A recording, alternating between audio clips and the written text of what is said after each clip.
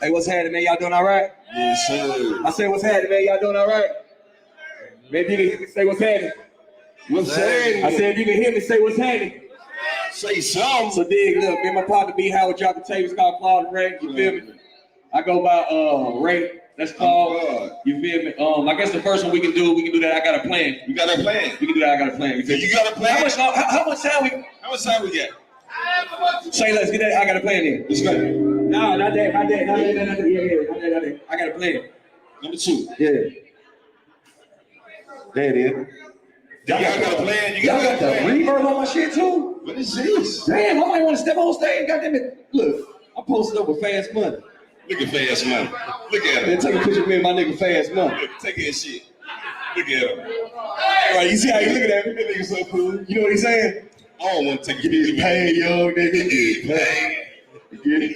Damn, hey, turn it up a little bit, DJ. A little more. Hey, little bit more, hey.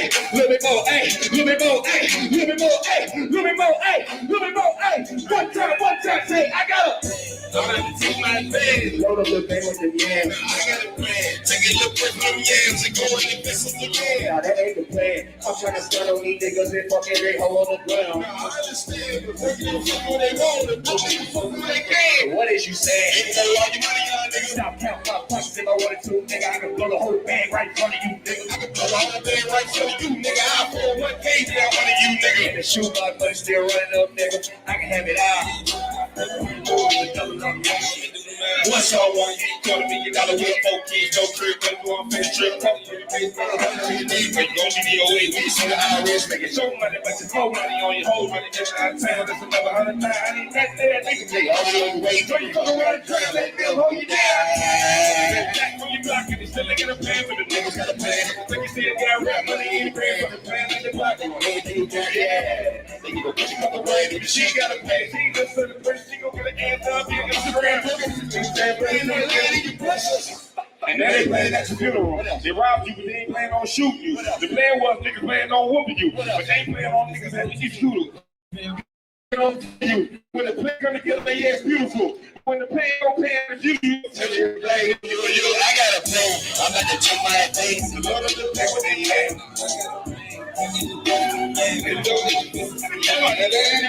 I'm about to stand on these niggas and fuck every hole in the ground. Rich niggas fuck who they want, and broke niggas fuck who they can.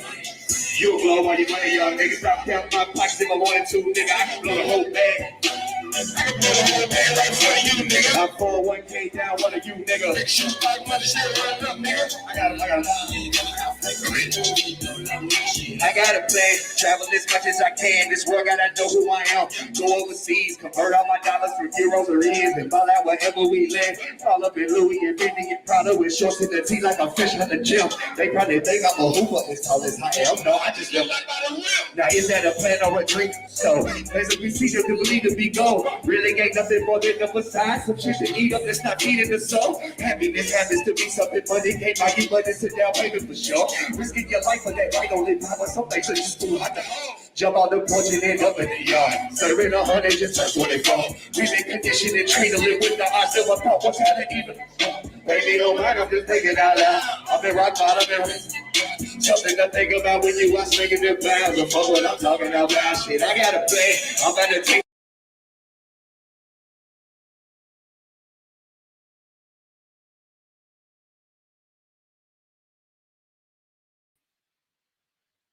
Yo.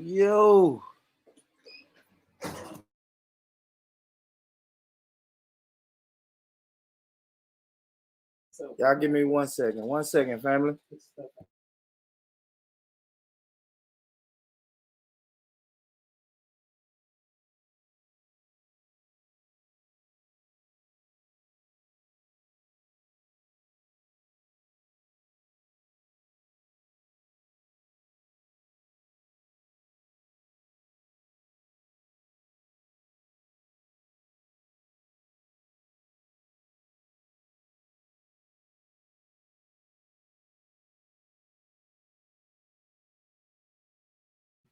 All right, guys. Sorry about that, man. We in the building.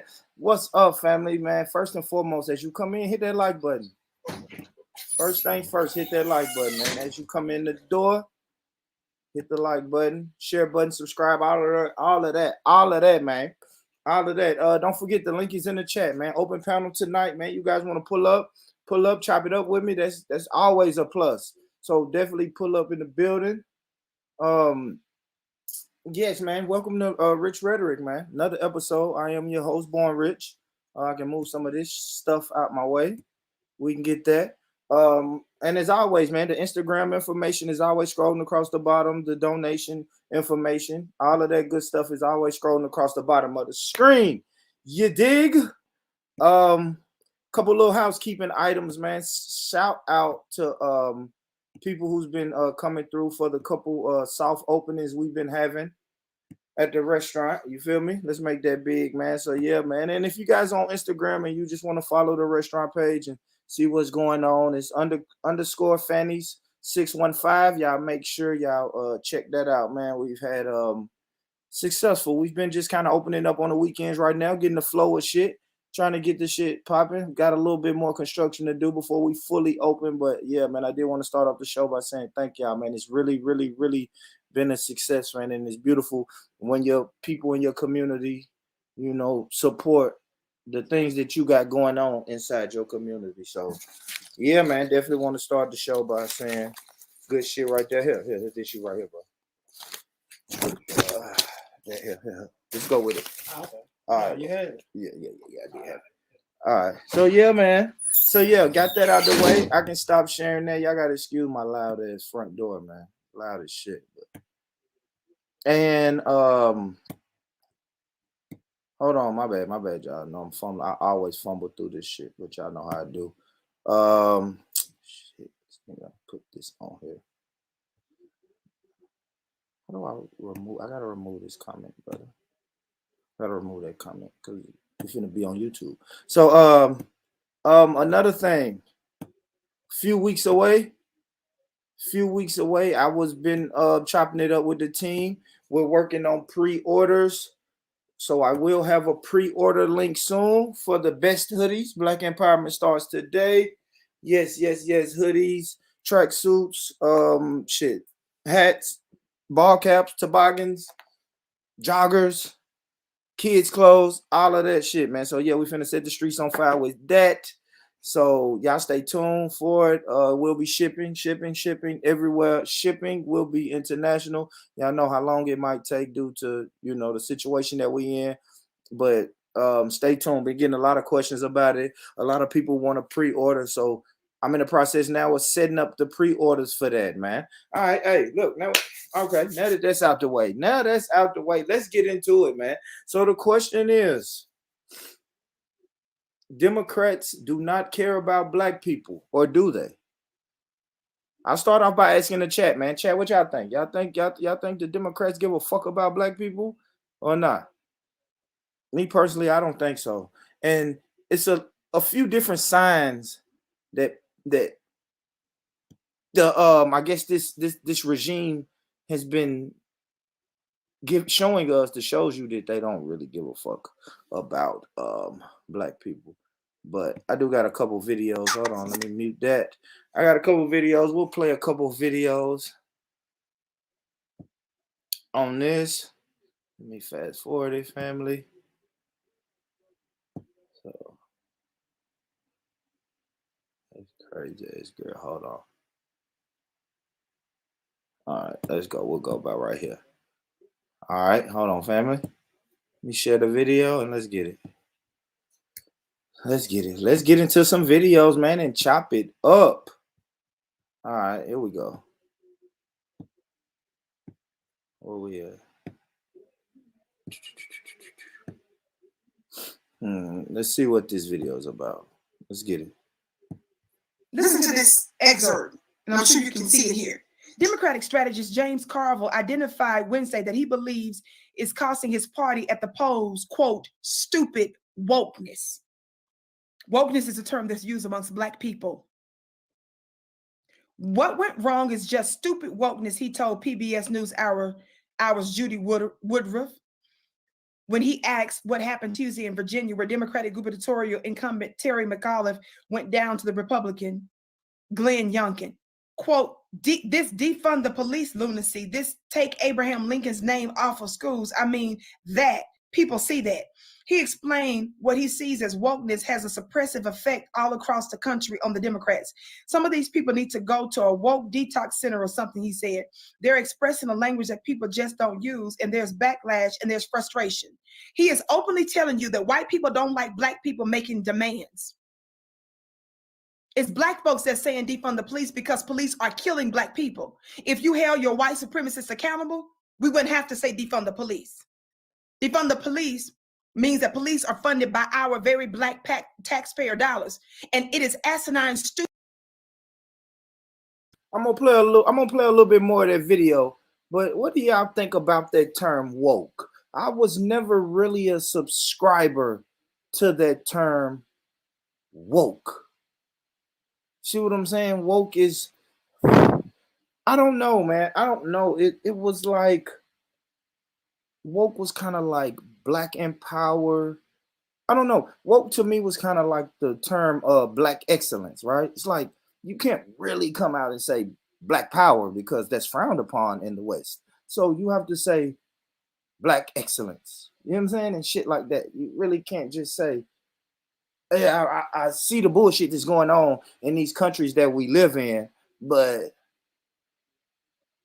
in order for us to fit in this country, we got to use words like woke. So I never really subscribed to the woke. And then the problem is when you use words like woke, that it'll be co-opted by white people or other people that really don't have any use for the words, and then they'll just kind of co-opt it and then just say, well, like she's saying, this guy said, well, the Democrats lost in Virginia because y'all are too woke.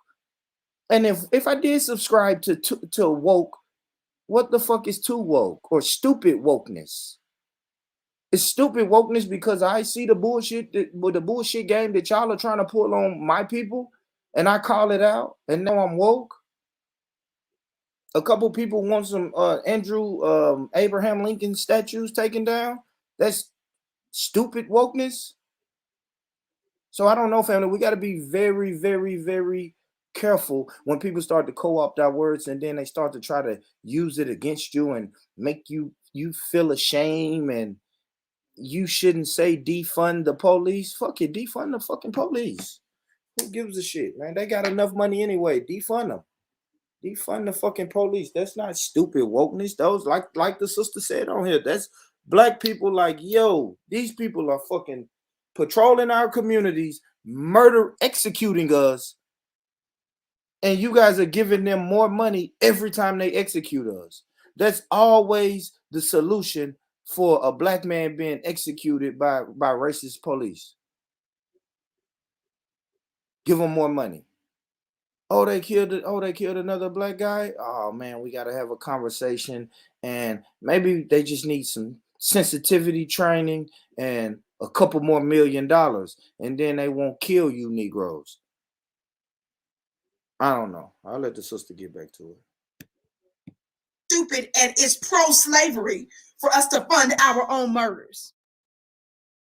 And so because the court systems, because of the judiciary, because judges, because prosecutors, because your politicians, because your policymakers are doing nothing, then the people who pay these entities, the so-called public servants, are making demands where their black dollars go. Talk black to me. Now, what's interesting is that a poll came out that also showed how Asians, a greater number of Asians and Hispanics broke for the Republicans this time around. Now, the Democrats who sucked up to those very groups gave them money and legal protections. They rewarded you by voting for the other side.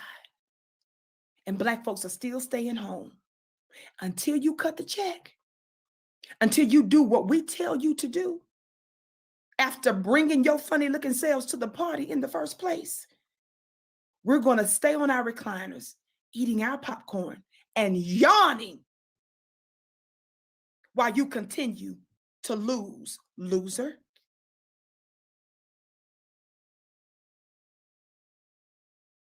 Damn it, I always do that. Now I done move this into somewhere else. Hold on, guys. I always do this. I guess I get excited. I got excited, man, because that sister talking that talk, and now then isolated this, and I don't want to do this. Oh, this shit froze on me. Yo.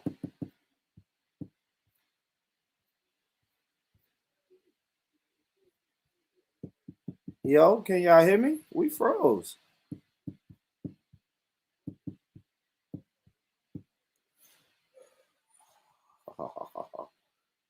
They done froze me.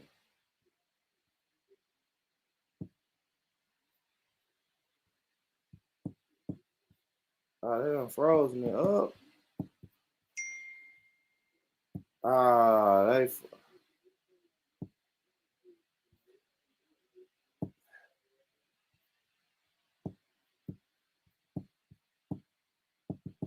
Okay, Stanley, you can't hear me? I don't know. It's froze on my end, guys. Hold on. This is a boy. What's really going on? Hold on. Can they? What about this one? Does this one work? None of this is working. The fuck? I know y'all can hear me, man, but I'm froze. I can't get back to my videos. I don't want to. I don't even think it'll let me restart the stream either. What the? I've never seen this. They on to us early. I can't even X out of this one. This is crazy.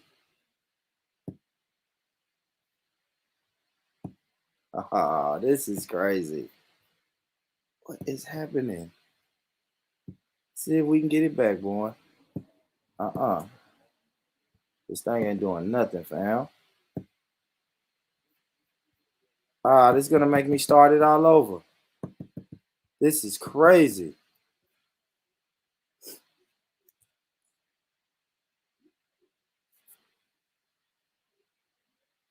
Y'all be patient. Let me restart this. I don't know what happened, but let me restart this.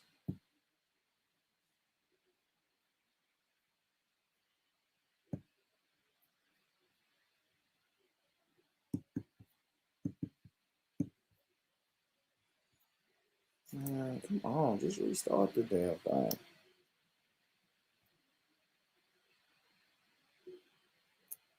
They done sabotaged the stream. What the fuck? That's not even giving me the option to restart. To even restart this.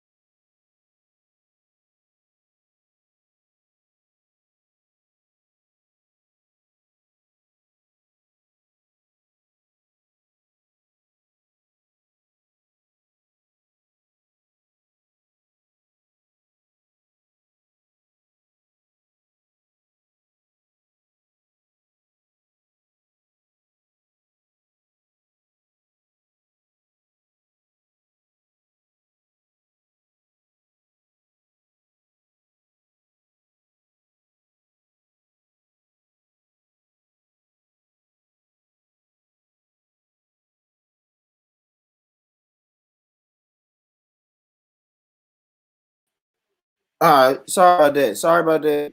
I'm back, guys. Make sure y'all can let me know if y'all can hear me, man. I'm back. I don't know what that was. Hold on, I can tell if y'all can hear me. Let me check my mic. Mike. All right, yeah. I'm back. I am back. What was that about? All right, we back. Now I gotta pull up.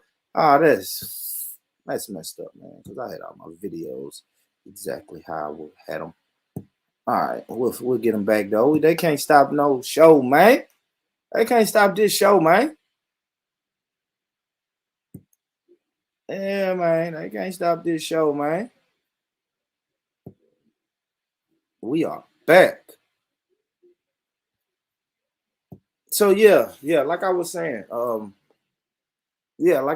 man, what we can't do, family, is being tricked into making you feel bad about staying at home. Because like the sister was saying before it froze, is yeah, we're gonna sit back 2024, we're gonna sit back on our recliners and we're gonna chill, we're gonna stay home, we're gonna eat popcorn and watch the mindless people run around and cast their votes, which we already know in the black community is probably gonna be for the Democrats. And we're just gonna sit here and fall back and chill while they get a nothing burger.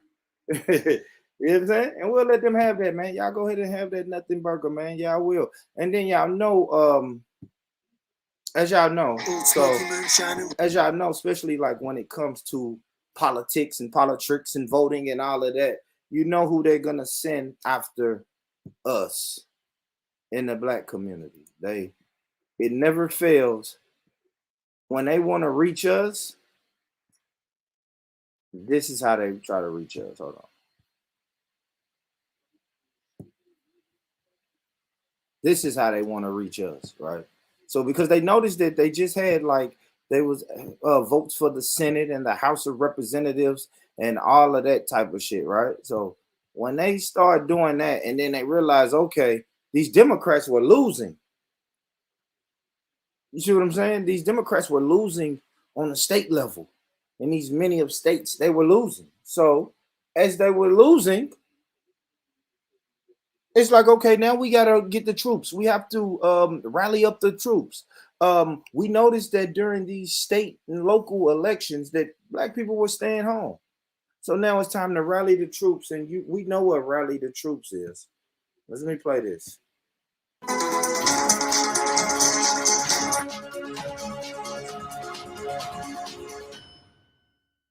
So the Hip Hop Caucus is setting its eyes on the 2022 midterm elections, determined to get more Black Americans to the ballot box. But the question I have for the Hip Hop Caucus is why? Why do you want to get more Black Americans to the ballot box? What would be the reason? Can you present those reasons to any Black American that'll possibly ask those questions? So the Hip Hop Caucus was founded in 2004, the nonprofit, nonpartisan organization. I say nonpartisan. That's interesting. Has Well said, brother Phil. Because don't be confused by that nonpartisan bullshit. See, look, this is what black people would do, right? See, black people would say shit like this, like, we're nonpartisan, right? We are nonpartisan. Just go out and vote for either party. I don't give a damn who you vote for. Just go out and vote. I actually got an interview on this channel with a politician. When I told him I wasn't voting, he made a joke like, well, Born, I don't care if you go out and vote for Daffy Duck. Just go out and vote. Now that sounds good. Trust me, that sounds good. It sounds profound, sounds great. Until you go out to that ballot box and then come back and tell everybody around you you voted for Trump. So y'all can miss me with that bipartisan talk. No, you're trying to literally herd me down to the ballot box and vote Democrat. I know exactly what's going on. So don't be confused by that bipartisan mumbo jumbo shit that they're gonna try to run on you. That's not true. It's just not true. It's simply not true. And the hip hop caucus, name me one other group of people that listens to fucking musicians. Talk to me.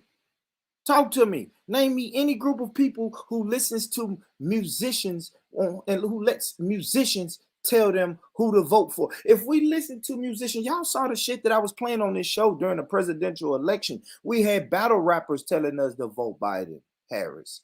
We had actors, sports athletes, rappers, entertainers, everybody saying, go vote for these people. And now motherfuckers is sitting back now saying, oh gosh, I don't know what we got ourselves into.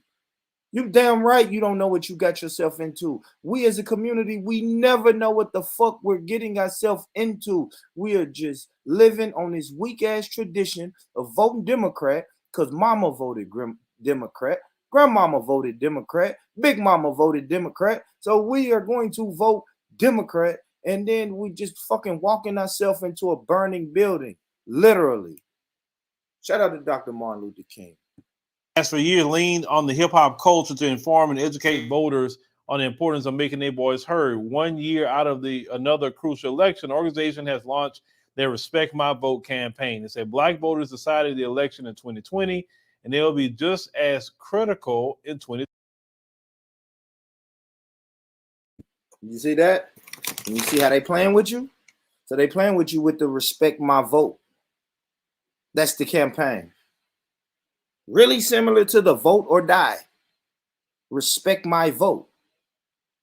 So now you're probably going to try to twist it around and say, well, you know, some of these states were trying to restrict voting rights and this and that, and the Republicans were trying to restrict voting rights. And so now you got to respect my vote. And I think it should be different. Y'all are saying fucking respect my vote. That's the campaign we should be. Somebody should be beating on the Democrats' door every fucking day saying respect my vote, because they don't respect your vote. Hell, you don't even respect your vote. You don't do any research when it's time to vote. You don't know the agendas. You don't know these people's policies. You voted for Biden because he was not Donald Trump. Tell me you didn't. Tell me you didn't. I know all my aunties, all my uncles, everybody I talked to just said, hey, you have to vote. I said, why? Because we have to get Trump out of office. Why? He's going to kill us. How is he going to kill us? Don't worry about none of that. Just know that if you don't vote him out of office, he's going to kill us. I'm like, man, get the fuck out of my face.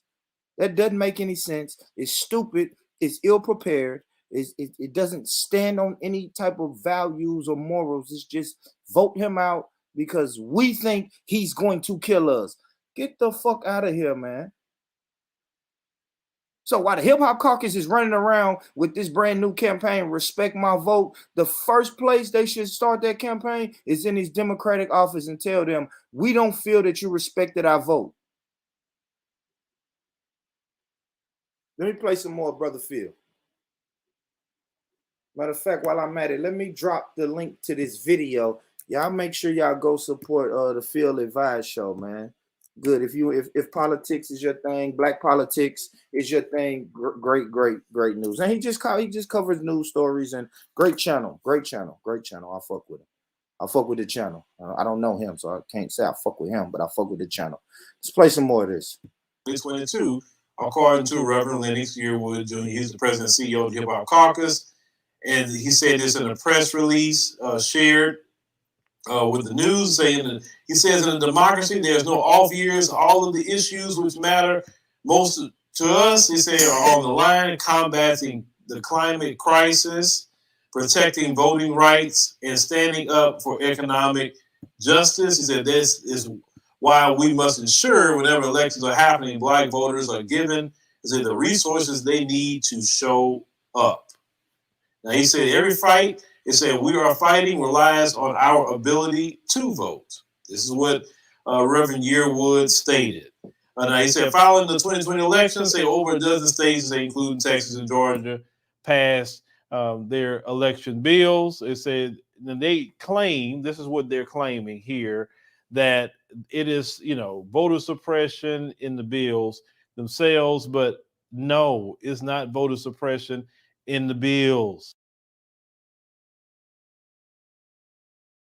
See, me and Brother Phil be on the same page. I knew it. I fucking knew it. I knew it. When you call your campaign Respect My Votes, I know exactly who you're targeting. You're using that propaganda where they saying, well, Texas and Georgia and these places, they're trying to suppress they're practicing voter suppression. They're not allowing black people to vote. So now we're going to come up with a campaign that says respect my vote. And now we're just going to go hard. Now we got to go at it with the fucking Republicans. Now we're going at it with the Republicans.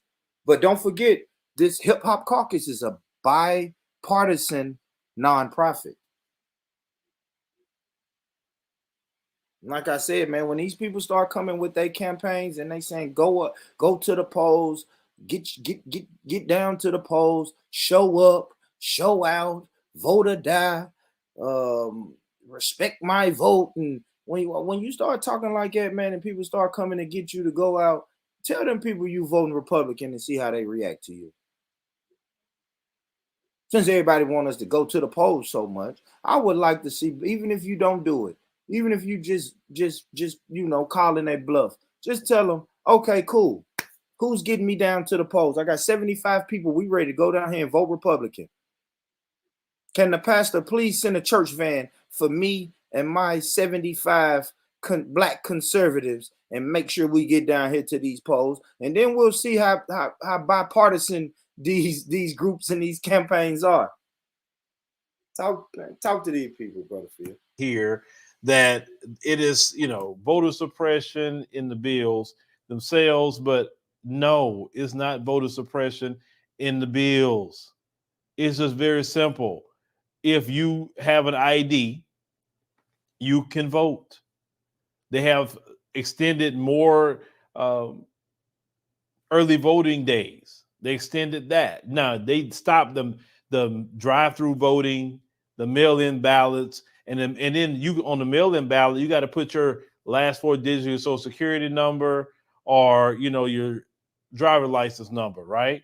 So I look at the measure. If there's voter suppression with that Texas bill, I'll be the first one saying something about it. I live here.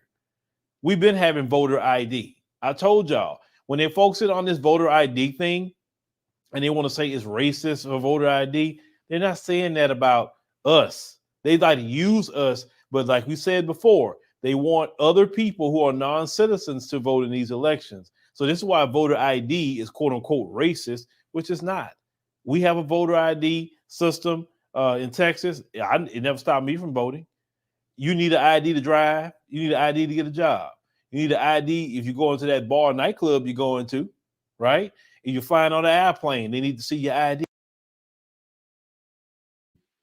That's a fact. That is a fact, man. That's a fact. Any fucking adult should have an ID. Right? It's just something simple. It's important. It allows you to move, come and go as you like. It's just a hassle when you don't have it. So a voter ID, what the fuck is that? Like, come on, man. What are we doing? What are we doing? So yeah, man, what we can't do, man, is get tricked into these fucking silly games, man. We can't.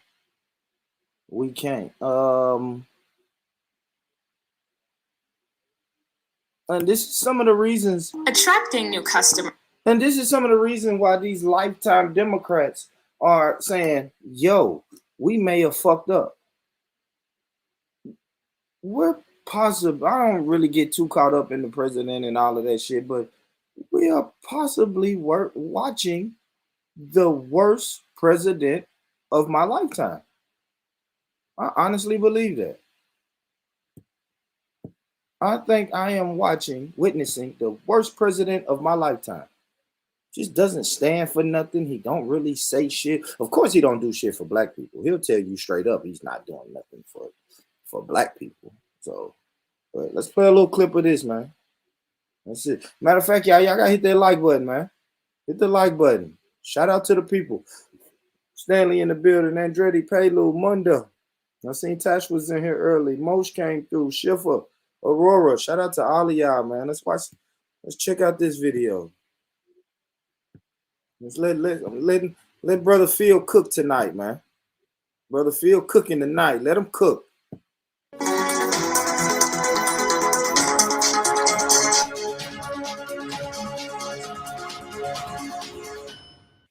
Hello, everyone. It's me, Demetra K of the Demetra K Show here on YouTube and a proud contributor of the African Diaspora News Channel and the African Diaspora News Insider. If you could please do me a favor and subscribe to all channels and like this video, I would greatly appreciate it. Now, on Saturday, the 6th of November, which was a couple of days ago at this point, President Biden got pretty upset.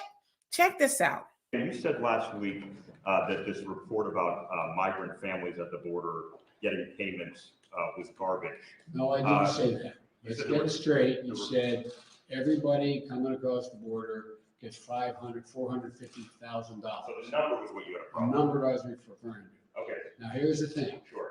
If in fact, because of the outrageous behavior of the last administration, you coming across the border, whether it was legal or illegal, and you lost your child, it's gone. You deserve some kind of compensation, no matter what the circumstance. What that will be, I have no idea. So as you saw there, a reporter asked him about the $450,000 for the immigrants, who were separated at the border that we've all been hearing about, right? And so originally he was like, well, the number is garbage. I don't know about that amount. But then as you just saw there, he was pretty pissed off. Like, they lost their children and this, that, and the other, and they deserve some sort of compensation. So it's like, Biden, you ain't got to lie to kick it. On one hand, you didn't say it. Now you're saying it, and then you're pretty adamant about it. But I'm like, I almost said something else. I'm going to be good. You are upset about people who shouldn't be over here. First of all, let's get that straight. It's illegal that they was even over here in the first place. You're upset about them, and rightfully so. Nobody should be separated from their family, but you're upset and really feel like they should get something for it. But what about the Black people that was separated from slavery, or during slavery, rather? What about the Black people that was separated under your, crime bills, and that are still separated due to the crime bills you wrote? Why don't you get upset about that? Well, I'll tell you why you ain't getting upset about it. Because it's Black people. You don't give a damn about Black people, but you got the audacity to get upset and point your finger and all that and squint your little beady eyes over somebody questioning you about a lot of money. First of all, I'm gonna get back to the sister and let the sister I'm gonna get back to her. Let the sister cook. She cooking. But you heard what she said? Yeah, nobody gives a fuck about Black people. The Democrats don't give a fuck about Black people. They pretend they do. Get your votes. Get you to go down there. Take your silly ass down there and vote. And then they crip walk off with your vote. And let's give the immigrants a lot of money. Let's give the Asian American and Pacific Islanders a bunch of laws and money. Black people in the back saying, yo, hey, what about that George Floyd bill that you guys said we was gonna get done? Oh, don't worry, but we can't do everything for everybody. It's always go over there and sit down. Something I tell my little 3-year-old daughter when she's asking me when I don't want to talk for a minute. Baby, can you go over there and sit down for a minute? That's how you doing. Go over there and sit down. So let me let the sister cook. What's going on, Black Peace? You good? Yeah. What's up with you, all right? Yeah, man. Just Can you hear me? yeah, I hear you loud and clear, man. Man. Your boy Jim Crow Joe is just back at it, man. Yeah, you know me. I ain't put my name down. Jim Crow Joe is just out here doing whatever the fuck he want to do, man. Yeah, man. They asked for it though. We can't even be mad. He giving them what they asked for. Exactly. Hey, listen. I was told the assignment. Everybody's saying that. I understood the assignment. The assignment was to get Trump out of office. Now Trump's out of office. Now you sitting there looking stupid. Yep, and looking even worse. Cause it ain't getting no better for her. Yeah, let me let the sister cook a little bit more, man. That you're trying to pay the people who shouldn't have been over here in the first place, but you don't have nothing for Black people in America, due to all the horrors that we've experienced and still experiencing over here. The hell is wrong with you? Anyway, y'all, I thought you should see that because, he was pretty pissed off. So anyway, for more insightful commentary, please subscribe to this channel and my channel, The Demetri K Show, here on YouTube. Peace. Hello, everyone.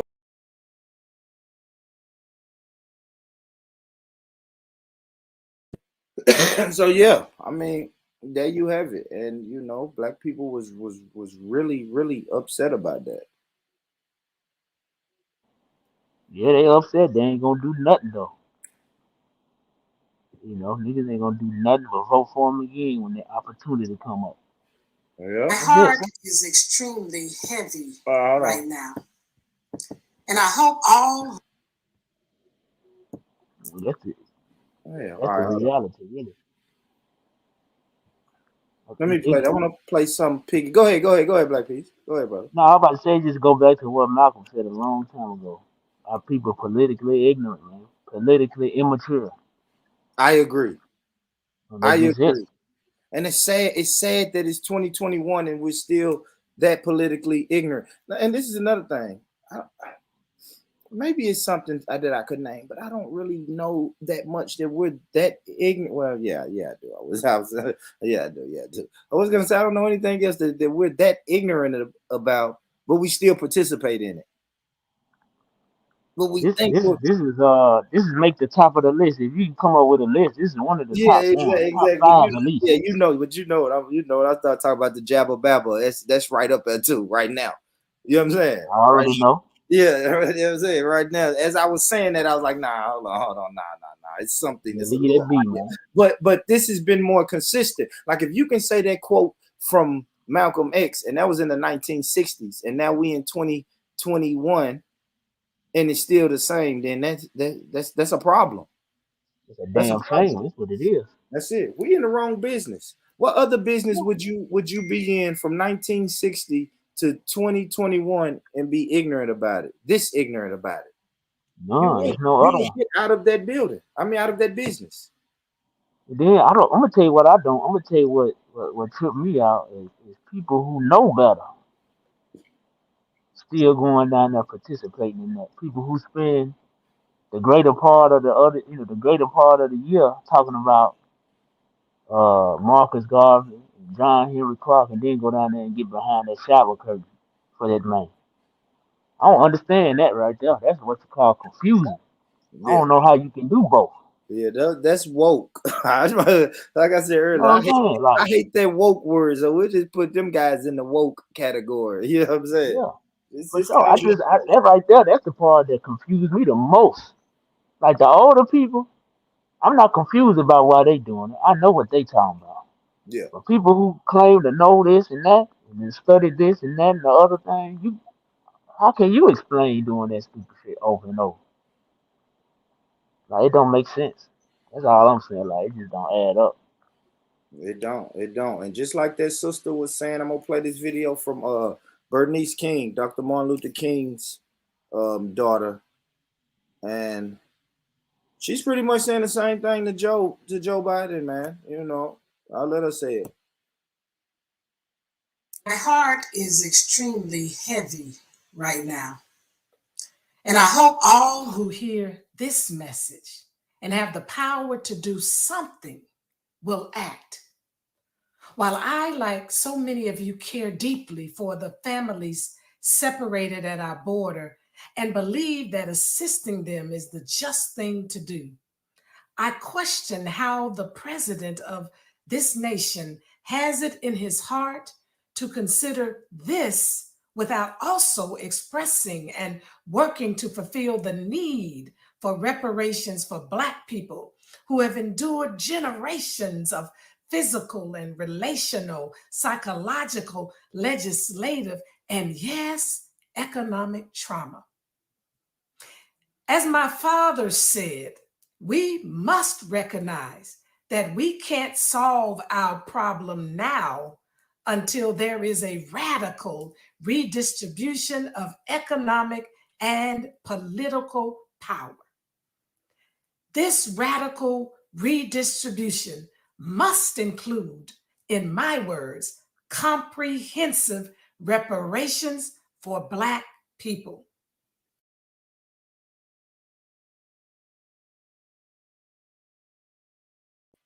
Shout out to Bernice King. Hey, that's about as simple as you can put it. That's it. You see, we keep reverting back to these people. You see, we keep reverting back to these people from the 1960s. Shit ain't changed. Nothing. Insanity. Not the economics of our community and not the voting. That's it's like Malcolm said again. We put them first, and they put us last. That's it. Simple. Yeah, I mean, But I can't say us because I didn't do it. But yeah, mm-hmm. yeah, I ain't put my name down. I haven't never put my name down. People can check that. I ain't never put my name down for nobody. I tell Never. everybody I got caught up in it, but I wasn't aware of what was going on around me or nothing though when I went down there for Obama. I ain't gonna lie. I was one of the people who got caught up in the hype. Oh shit, everybody running to the polls. It was kind of cool to go down to the polls. And I took my dumb ass down there and then sit back two years later and was like, what the fuck did I run down there and get myself into? I'm gonna tell you the only reason why I know is because when I did that, when I had to do that report in order to get out of school, and he was running for something in Chicago for Senate, and he beat Alan Keyes. That's the only reason why I know about that dude before he got there, because I knew about Alan Keyes, and he ran against him and beat him up there. That's the only reason. When he ran for president, I knew he wasn't worth nothing. Cause I remember, cause I got people from Chicago and shit, so they told me. They had told me about him, but they didn't like Alan Keyes. They liked him though, so that's what made me interested in the whole thing. I just looked them both up, and then when I listened to the shit Alan Keyes was saying about him, I just took it at face value. I didn't know nothing about him because he was a new person at that time, so I ain't know nothing about him. But once I started listening to him talk, I said, "Oh yeah, he full of shit." Yeah, I man. just listen to his language. The language somebody speak will tell you everything you need to know about how they operate, how they live, and what they're about. You just gotta listen to the language. And he talking a lot of legalese. That's how he speak in a lot of legalese. He don't talk straightforward. He's speaking legal terms. He's speaking shit that can't get him caught up as much. That's a snake ass nigga right there. Yeah, I got a clip. I got a clip of him I'm gonna play. Let's get back to Jim Crow though, man. Jim Crow still out here doing what he do. This though. Let me see this though. I didn't know this. Let me hear him. How do he get out of this one? How did he get out of this one? Are they gonna show the video? Hold on, Biden's guys. campaigning in Florida today. Correspondent Peter Ducey has details tonight from Miramar. My bad, y'all. My bad. I am trying to see. Are they gonna show this? I guess they don't.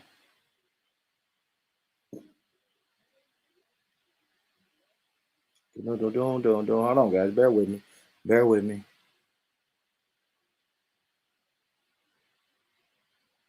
Hold on.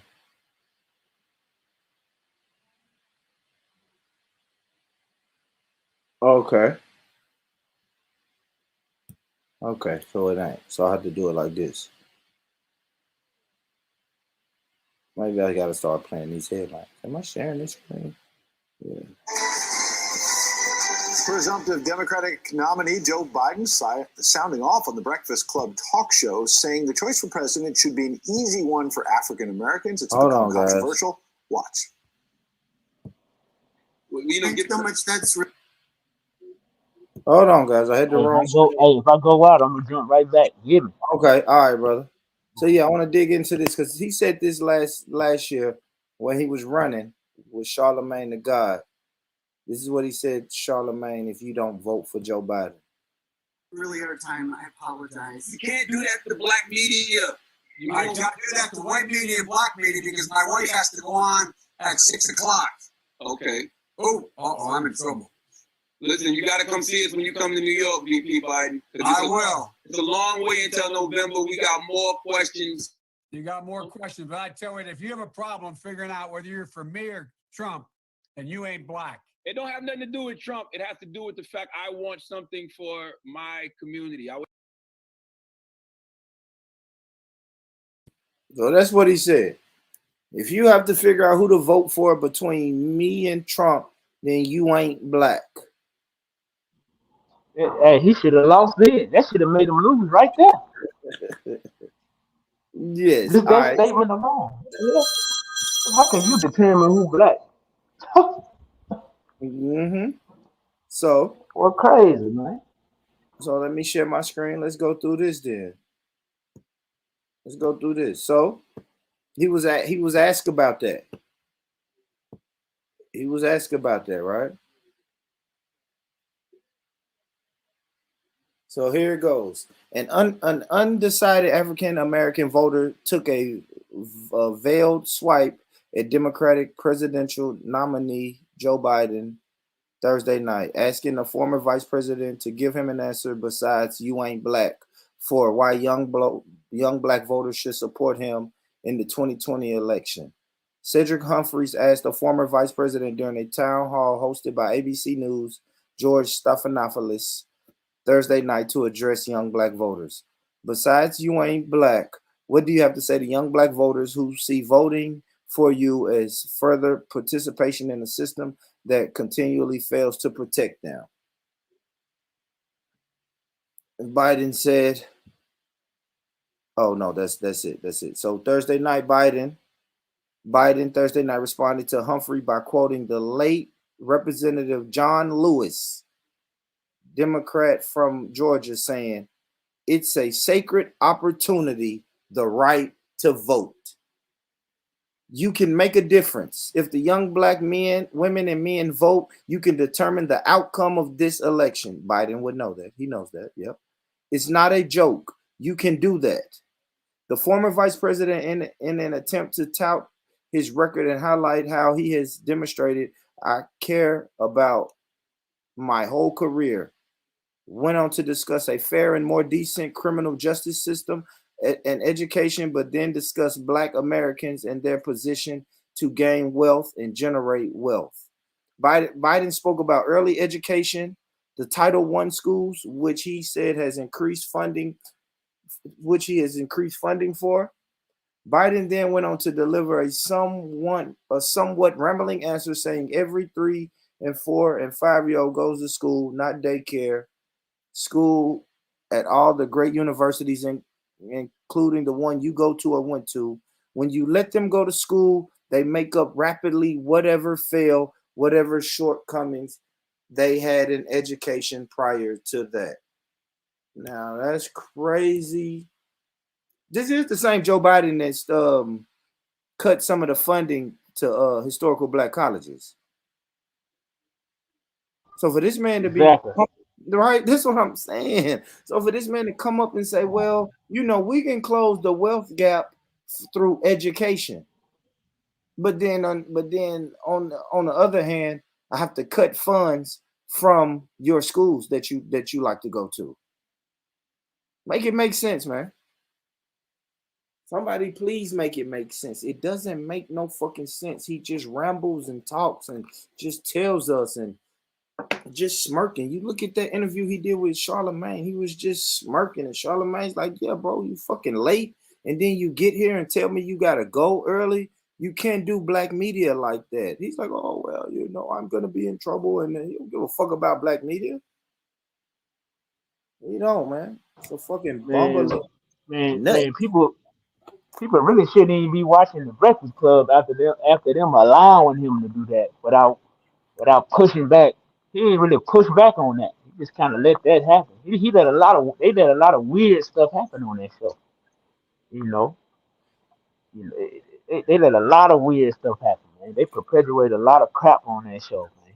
You know what I'm saying? They push a lot of degenerate shit to us, our community on that show. You know what I'm saying? People really shouldn't even, I can't tell people what to do, but people really shouldn't even be watching them, man. They ain't talking about nothing on there. You People know, crazy, man. it is, And this is they something. This is really work another. for them folks, really, if you ask me. Oh, absolutely. Absolutely. Absolutely. You'll never hear Charlemagne saying, "Stay at home. Don't vote." Yeah, He'll lesser run it. charge. Yeah, he ain't gonna never stay He'll home. run it to you. He'll run it to you like, "Yeah, we have to hold everybody accountable." But at the end of the day, he's going to keep bringing the Democrats on there for them to get your vote. That's part of the plan. Oh yeah. That's part of the plan. But then he'll get on the radio and say some powerful shit like, "Yeah, we're probably going to vote for the Democrats, but I'm going to make sure we hold them accountable." No, you're not, because once you give them your vote, that's all they want from you. That's all they want. It's a numbers game. Bring y'all in, give us your vote, give us your support, and then go sit in a corner somewhere. We'll call you when we need your support again.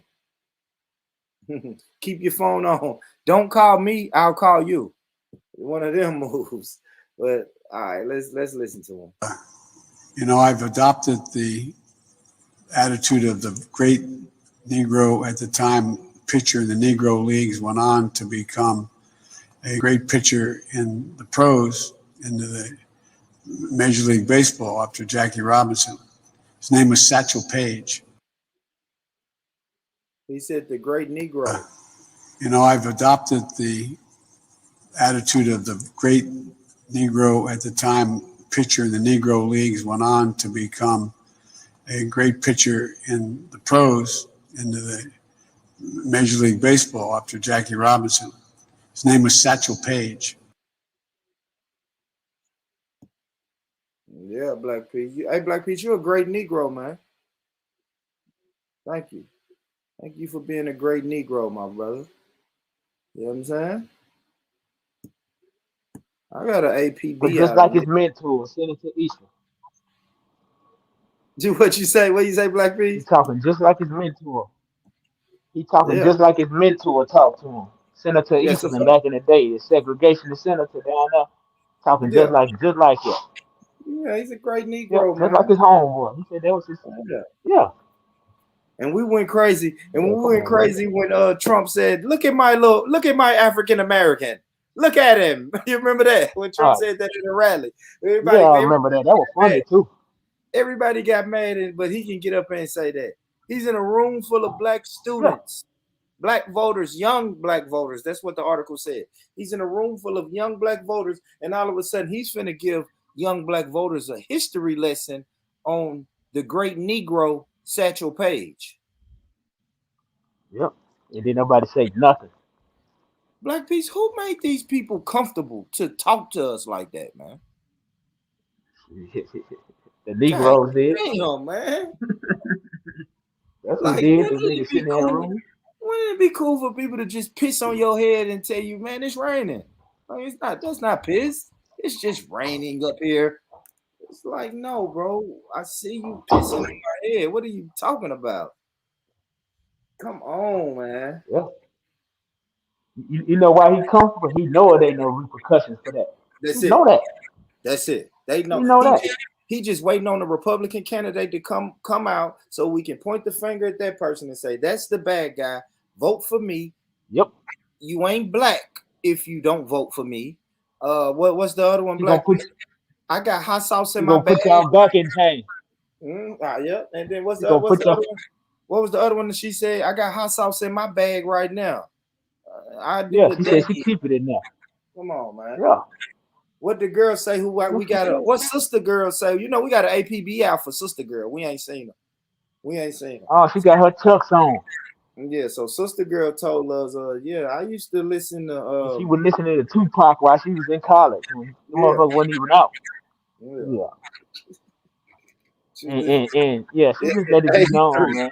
She was listening to Tupac in '83. Yeah, Tupac wasn't around in '83, baby. I don't know what Tupac she was listening to. Yeah. She was listening to Matula Shakur. What is she talking about? Man. You a fool, man. We ain't seen her since. Where she at, man? How you get a job and ain't never that? Well, she's been spotted. I ain't gonna play the audio of this, but yeah, that should go in the background. You know, she show up when it's time to for you. You know what I'm saying? Yep, the top propagandist. Yep. Yeah, you know what I'm saying? When it's time for an agenda to be pushed, look who's there. There she go. We ain't seen sister. Go ahead, Black P.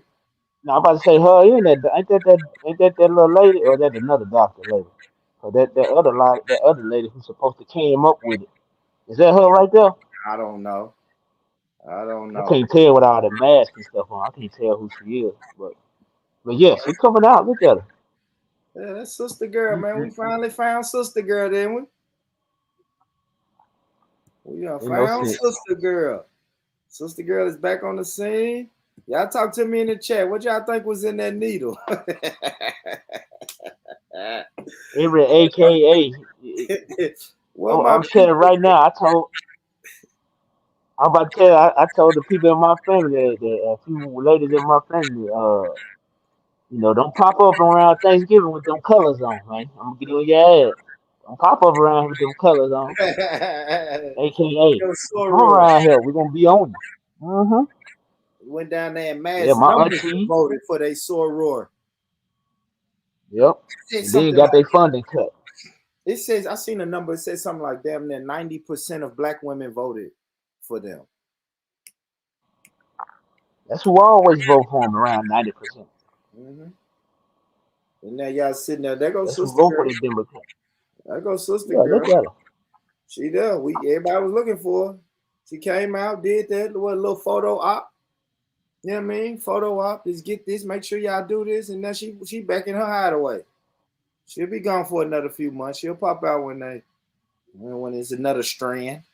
When they say another strand is approaching, she'll pop out do another photo op. You know what I'm saying? She full of it, man. Yeah, we know about these people, man. All these people fucking full of it. All these people is fucking full of it. Let me go back to my girl, man. Wait a minute, I had another video. Yeah, she been the worst. Man, she been the worst pretend vice president I ever seen. I'm gonna tell you this: she's been the best token that America could ask for. Man, If you want a black she doing face, her job. shut up. We're gonna get you to be a black face. Show up, get 90% of the sister girls to vote for you, and then shut up. She's doing a great job. If her job title is token black woman, we gotta say she's doing a great job. She did a great job. If her job was to Yeah, just be a black face, if her job is to be a black face, she's doing a great job. Black piece. most definitely in that Yeah, regard. Yep.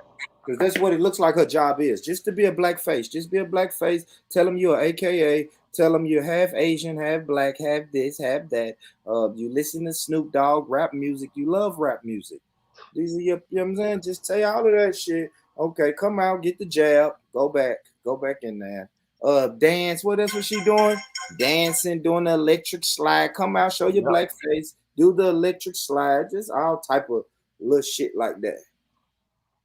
So I think she doing Hate some crimes is up on black people. Hate shit. crimes are up. The statistics say hate crimes are up against black people. I thought they was gonna change that. Nah, they ain't worried about changing that, buddy. Come on, man. That's what these niggas said they were voting for. We need to get somebody else in the Justice Department, man, so we can try to get something done about these attacks, man. They done came up even more.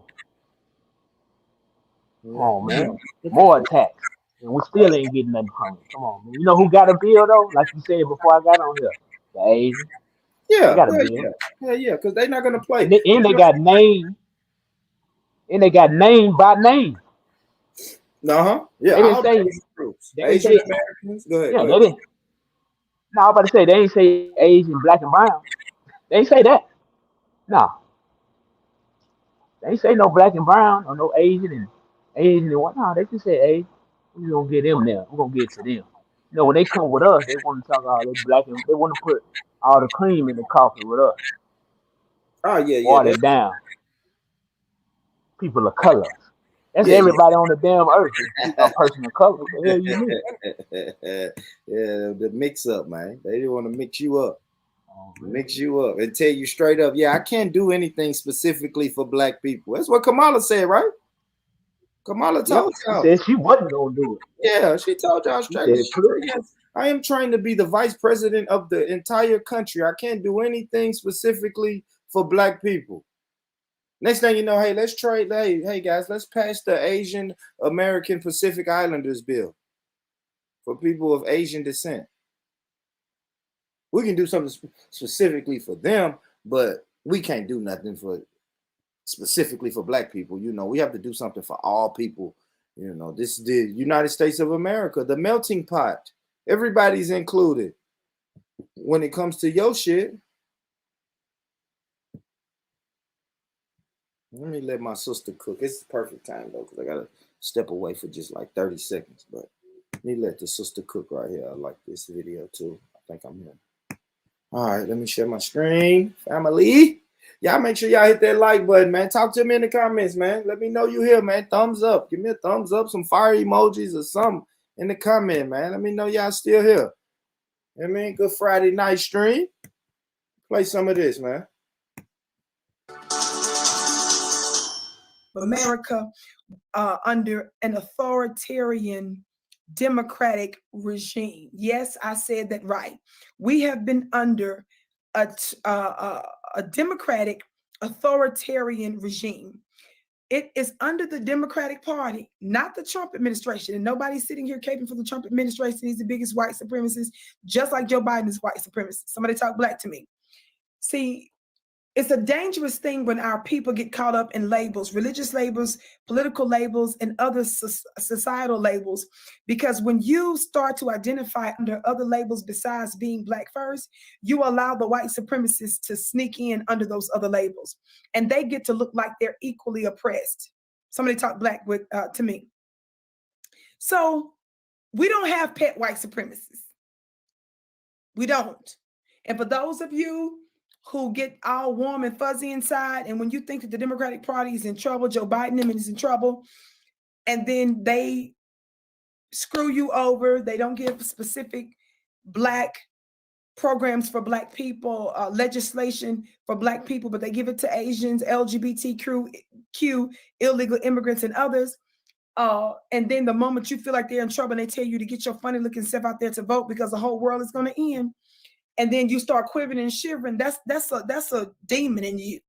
And I welcome you to join my raccoon rehab. I have a rehab for people like you. Talk black to me. That's a demon in you. Just like when people have, withdrawals when they're on, whether it's some sort of a substance abuse, whether it's an illegal drug or prescription drug or something. Somebody talk black to me. And y'all start to have withdrawals. You start getting them shakes and stuff like that. I'm here to beat that out you with my commentary. Talk black to me. So family, we're not doing that this time for the Biden administration and for the Democratic Party. Why? It is the Democratic Party that's messing with your jobs, messing with your black businesses. They're telling you, they're giving you mandates. You have to have special passports in some instances. They're threatening your jobs. They're forcing you not to have the right to choose over you know what. These are the Democrats. Somebody say the authoritarian Democrats. Somebody said they're not respecting your right to choose, but they tell you to respect the woman's right to choose when it comes down to abortion, but they don't have that same type or same train of thinking when it comes down to other things. Talk to him, sis. Talk to him. Are we pro-choice or are we pro-force? I don't know. You're right, sis. It's looking a little murky. It's looking murky. Talk black to him, sis.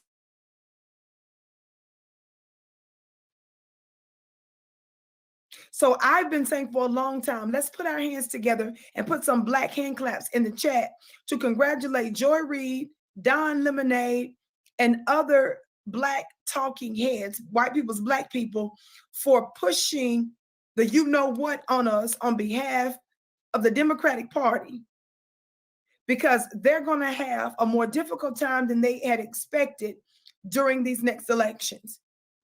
We're not going to take the fact that he's just talking about nominating some black federal prosecutors or federal judges. That ain't enough, honey. We're not going to accept some crumbs and the whiff of a biscuit and the smell of dog food cooking 6 miles away. That's not substantive. We want pro-black specific things for us and our people, specifically economic. Somebody say cut the check. This Guardian newspaper headline, do you see the headline here? It says that Obama says, quote, don't sit this one out. There's also a clip of Obama sitting up there talking about how hard it is. And it's hard. And Terry doesn't claim that by being governor, suddenly every problem is going to be solved. I didn't solve every problem when I was president. I mean, the fact is that it's hard to undo the legacy of discrimination that goes back centuries. It's hard to deal with special interests who want to keep the status quo when you're trying to make the economy more fair and more just. It's hard in a big country like this where people disagree a lot to get everybody moving in the same direction. But here's the thing, we can make it better. How difficult it is for us to overcome all these years of discrimination and racism. But y'all didn't say that to the white Afghans that y'all just brought into the country and cutting them all kinds of checks. You guys didn't say that to illegal immigrants and cutting them all kinds of checks and giving them all kinds of provisions and protections. You didn't say that to the LGBTQ community, Joe Biden. As soon as you got in the office, made sure you hooked them up. So we're not trying to hear that. We who are the true founding mothers and fathers of this country, we who have not been made whole after 500 years, and we who are still experiencing a level of oppression, you got us mixed up. And that's all I got to say about that. My name is Vicky Dillon. So pleased that you joined us today. Let me tell you something, family. I just conducted my first solo webinar. Normally, whenever I've done webinars, I've done it in conjunction with one of the other networks that I was connected to, but I did my first major solo webinar, and I completely did it by the leading of Spirit and the divine ancestors. And oh my God, 7 nations showed up. The vibration of foundational Black Americans here in this country vibrated so much so that it summoned the world. I was humbled. I was with you not 1 hour, 2 hours, 3 hours, but almost 4 hours. What was it?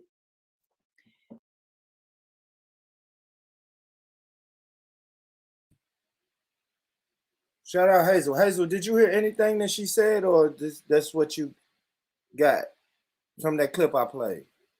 Take off that Indian head hat. I just played a 6-minute clip of her speaking about reparations, racism in this country, President Obama. And this is what you're going to say, Hazel. Take off that Indian head hat. Okay. Okay. Just wondering, family. I just wonder what, like, do people hear, or are we done listening? Are we done listening in 2021 and we just say, oh, that's an Indian head hat, girl? I mean, I don't know. I don't know. Crazy comment, but hey, everybody got their opinion. Everybody's got their opinion. Black Peace, you there, brother? Who said that though? Somebody in the chat. Yeah, I'm here. Oh yeah, what I wanted to ask you is, so Obama said it's just hard. You know, we're in a country where it's hard. You know, he pretty much saying this, man. This country was founded. He can't say it like this, but this is what he said in so many words. This country was founded on white supremacy. So it's going to be hard. Yeah, I told you. It's going to be hard to shake up that foundation of white supremacy. But he's still hitting us with the hope narrative, right? Didn't he run off hope and change and all of that shit? Yep. He's still pushing that narrative. Yep. So left niggas with hope and no change left. Let me ask you, I mean, is it hard? Is it hard to get things done for Black people in this racist country? Black Peace? Nah, it ain't. Nah, it ain't. He know that too. He know he a damn lie. Cause if it was hard as he said it was for him to do anything, he wouldn't have got nothing done. So at the end of the day, he wouldn't have got none of the little stuff he wanted to get done. It would have been hard for the immigrants. So if that was the case, this is all legal. This is all legal stuff. You said it. He liked to speak in legalese. Yeah. He know what he's doing, man. That's why he said it the way he said it about the country and all that. He know exactly what's happening. He know what's going on. He know what can be done. It's just not something. Even in his book, he said he's not interested in traveling that road. Basically, that's what he said. He's not interested in traveling that road of reparations because of the people in the country who he feel like that didn't have nothing to do with that and shouldn't have to pay for that, and they'll be mad if they would have to pay they tax dollars to something that they didn't participate in. But he didn't have a problem doing that with illegal aliens and things. See what I'm saying? He talk out both sides of his ass. You know, that's what he do. But he said that in his book. You know, he Yeah, said he he's wasn't talking about that interested in long time battling that, ago. bro. You know what that sound like, Black Peace? That sounds like that long time ago narrative. You guys should forget about that. That was a long time ago. Nobody's still. I even heard a white person ask me, were you ever a slave, or was your mom ever a slave? I'm like, no. Well, you see what I'm saying? You guys don't really feel the effects of that because you wasn't in it. So that's a narrative that people like to push. Oh, that was a long time ago. Guess what I heard today? Ronald Reagan. When Ronald Reagan was born, Harriet Tubman was still alive. Black Peace. Yeah, right, yeah. So was it really that long ago? You see what I'm saying? Like when you say it like that, when you say it like that, go ahead. No, I said, yeah, it wasn't that long ago, Cole. Exactly. Before my great grandmama died in '03, she told me all kind of shit that she Yeah. seen with her own eyes, and I know she read in no book. Thank you. So it wasn't that long ago, and I was around. We was at her house when she Yeah, so told you us can this. kill that. Yeah, you This can wasn't kill no that shit. long time ago Yeah, narrative. That was a long time ago. Nah, it wasn't that long ago, man. When your yeah. fucking 40th president or whatever number Reagan was, when he was born, Harriet Tubman was still alive. That lets you know that you ain't nothing but a damn generation or two away from that shit. Like I tell everybody, my Yeah, we parents. like two down. Yeah, that's what I said. My parents had me late, so my grandmother's grandmother was one of the was a slave. You see what I'm saying? Yeah, I know my granddaddy told me my granddaddy said he remember when tanks was riding down Fourth Avenue South when they shot Martin Luther King. So what that tell you? It ain't that far. See, this bring it into You know what I'm perspective. saying? This puts it in perspective, Yeah, Black Peace. My if he grandmother. Go ahead, brother. Go ahead, then I'll go. Go ahead, Black Peace. no, my bad. No, I was just saying that my granddaddy that you met said Yeah, he remember when tanks was rolling down Fourth Avenue when they yeah, I killed did. Martin I Luther did King. meet What that tell you? Yeah, Come shout out on, to man. Granddad. I see Granddad. Granddad is still dressed a little young too. I like that. He get his cardio in. He got a car. He still do his Yeah. cardio every day. He ride a And I bike for miles. look like he had a little a track suit on, little, you know what I'm saying, little jogging suit on. I said, look at grandma with his down there representing, man. But But yeah, man, granddaddy, my he grandmother was keep born going. in 1921. You see what I'm saying? So her grandmother That's was crazy because my great grandma was born in 1918. yeah. So they grandparents was Yeah, they know some shit. they grandparents were either in slavery or the first generation out of slavery. See what I'm saying? Maybe they Exactly. mothers got freed and they were like the first kids to come up in America and not be enslaved. So don't let people hit you with that long. It was a long time ago, like Black P said, Obama said in his book. He's saying the people who live in the country now don't Yeah. have anything to do with slavery. So how are we going to get reparations from them? No, we are getting this from the government.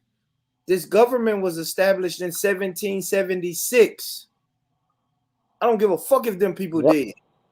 They started something that needs to be held responsible. They started the American government. So the government is responsible. Not He signed off on the individuals. payment for the small hat. Exactly. Mm-hmm. So Nobody said, that's man, that was all a I'm long saying. time If you can ago. sign off on some shit that didn't happen here, how you sign off on some shit that didn't even happen here? And you said you sympathize with what happened in Germany, and your ass wasn't even there. But you can't find it nowhere in your head or nowhere in your legal book about what happened on this soil that you got very, very well documented about because they brag about it. They got statues of the people who bragged about it And and still somebody, tried to implement it beyond. Come on, man. Let's get it. Let's keep it real. He talking about like it's 1,000 years. That nigga know what's going on. He's oh, so disconnected with us. mm-hmm. Yeah, I know maybe you Yeah. don't subscribe to the ADOS, but bro, he ain't us. You know what I mean? He ain't, Nah. and I hate to be like that, but he ain't us. He can't understand that. He don't understand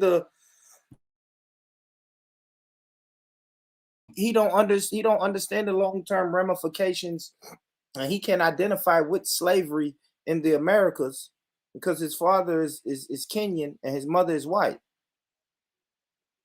So yeah, he don't know our struggle. He don't know the struggle. He don't know really. I mean, of course, he heard about the history. The history was worldwide, but he don't really know. It's not him. At the end of the day, he can look back and say, well, shit, them ain't really my people. So who gives a shit? Man, I'm trying to find this. I know I'm not gonna find this, man. Somebody had a list, dude. Fuck. Somebody had a list of all the reparations that had been paid. And I know I ain't gonna be able to find it. I'm gonna have to come back and do a show on that. I'm gonna have to come and do a show. Y'all don't let me forget that. I'm gonna come back and do a show, and I'm gonna title it something like, is it feasible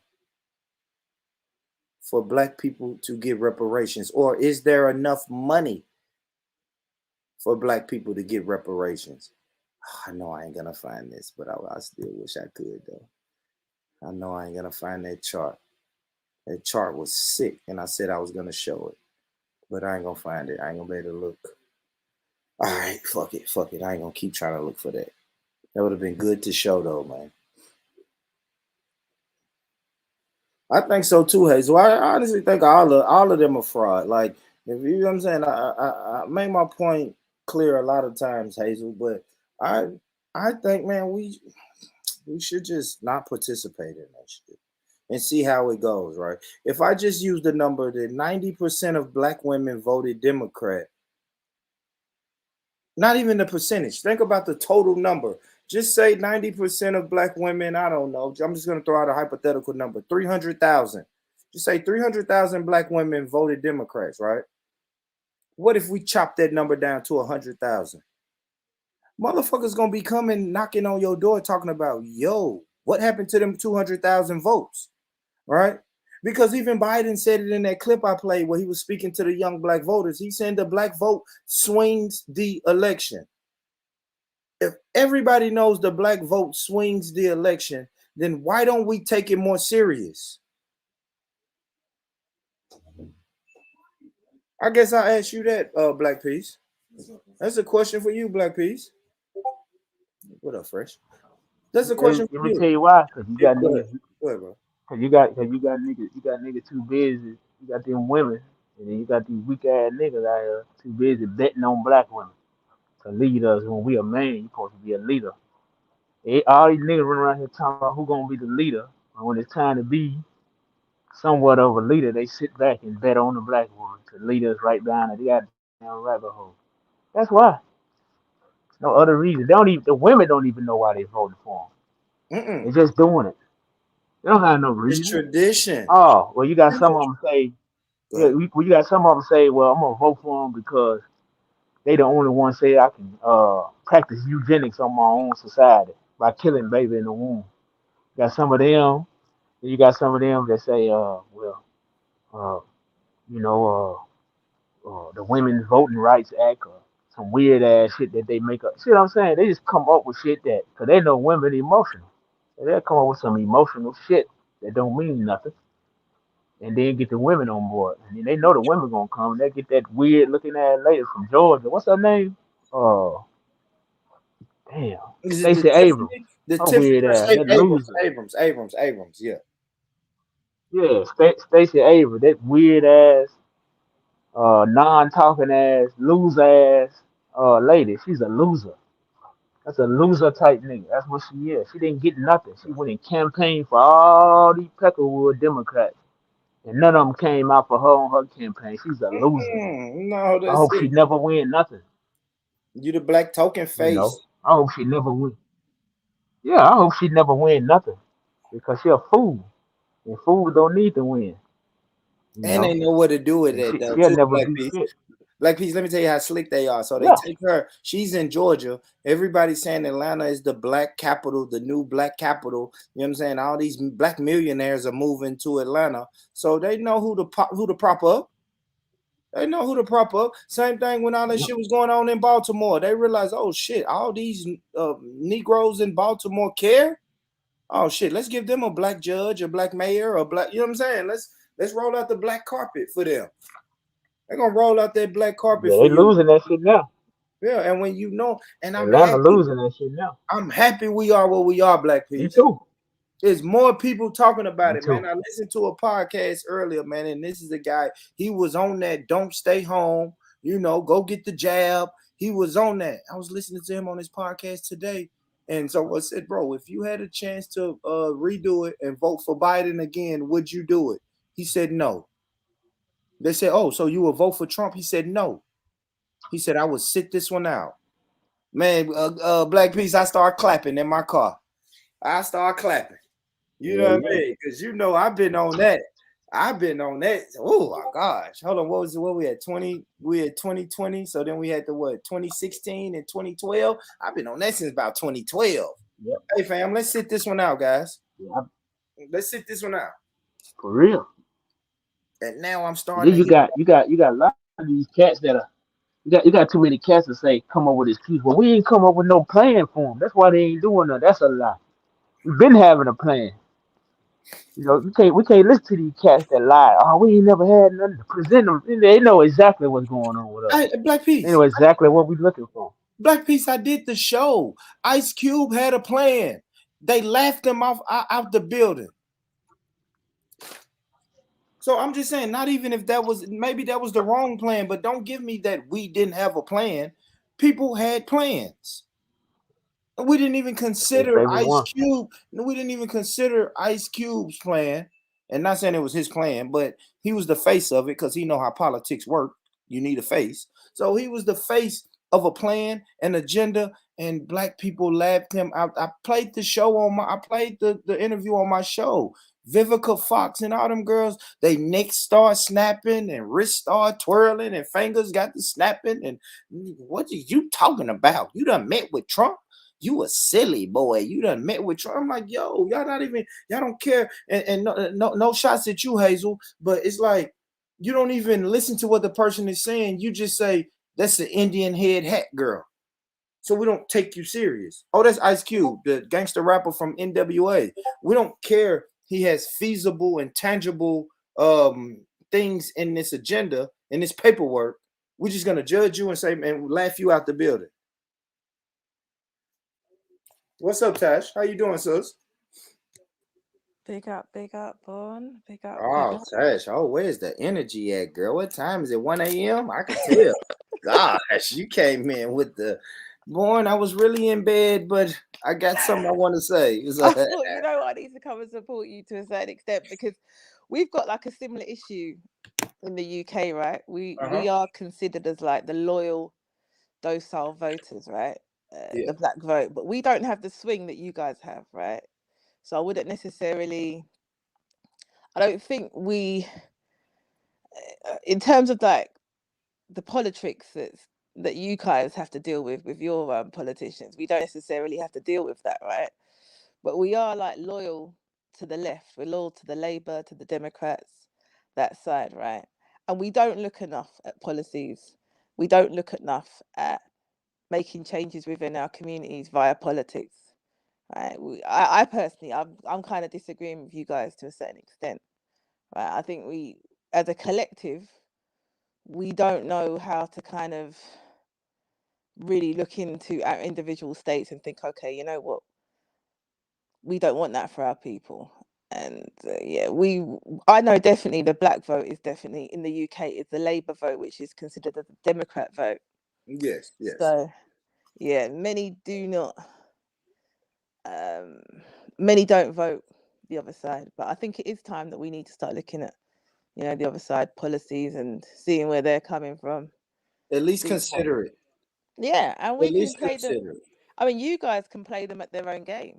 Do you know what I mean? You can make demands and decide what you want to do. If your vote can swing votes, swing a decision, swing the final result a certain way, then you guys have power to kind of demand what you want rather than just say, okay, we're going to give you that and we're going to shut you up doing that. And, Absolutely, Tash. I played the clip of Bernice King, Dr. Martin Luther King's daughter.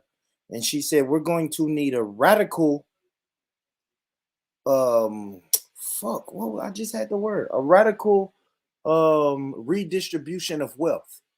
And I love that word radical, right? Because it's going to take something for us. We're going to have to do something radical. And my idea of radical is keep your ass at home. Yeah.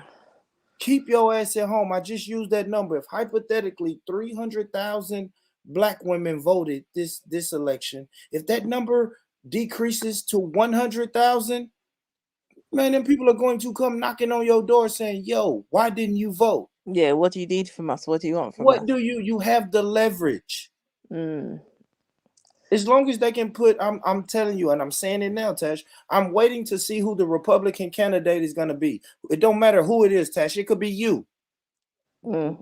Black people are going to point at you, Tash, and say, oh, she's a Republican. She's trying to put us back in chains. We Right. better not let her in there. We better keep. Yeah, I know Biden ain't did shit for us for these 4 years, but anything is better than Tash. You see what I'm saying? Hypothetically, that's just the mentality of it, and that's just how the game is played. Mm. I mean, if you're loyal to anyone, they can do what they want with you. That's the reality, and I think that is the Democrats' kind of position in regards to the black vote. I mean, for Biden to get away with saying that in 21, yeah. He says he's a great Negro, Tash. Right. One of our heroes, right? You know, we only use, you already know, Tash.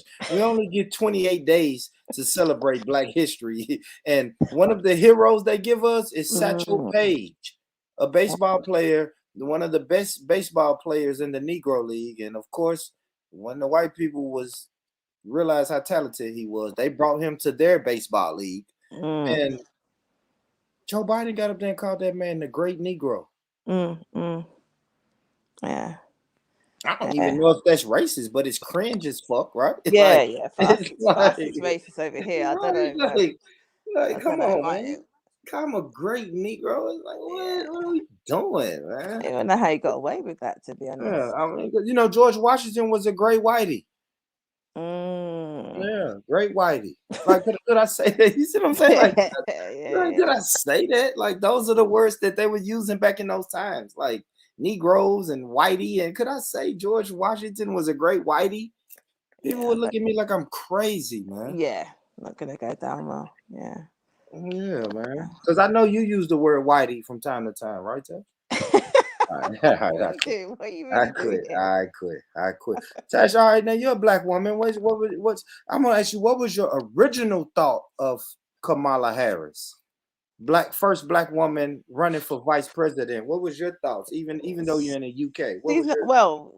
First of all, straight away, she's not black though, is she, bro? That's the thing. That's the reality. She does the two-step, right? She does the Asian. I'm the first Asian, but then I can jump back over here and be the first black and pick and choose. Yeah. She goes along, you know. Yeah. It's interesting, actually. I've never thought about it in that way, but yeah, she's done that. She's definitely done that. Obama didn't do that. So, sorry, go on. No, Obama was just kind of just going under the radar, like, I'm black.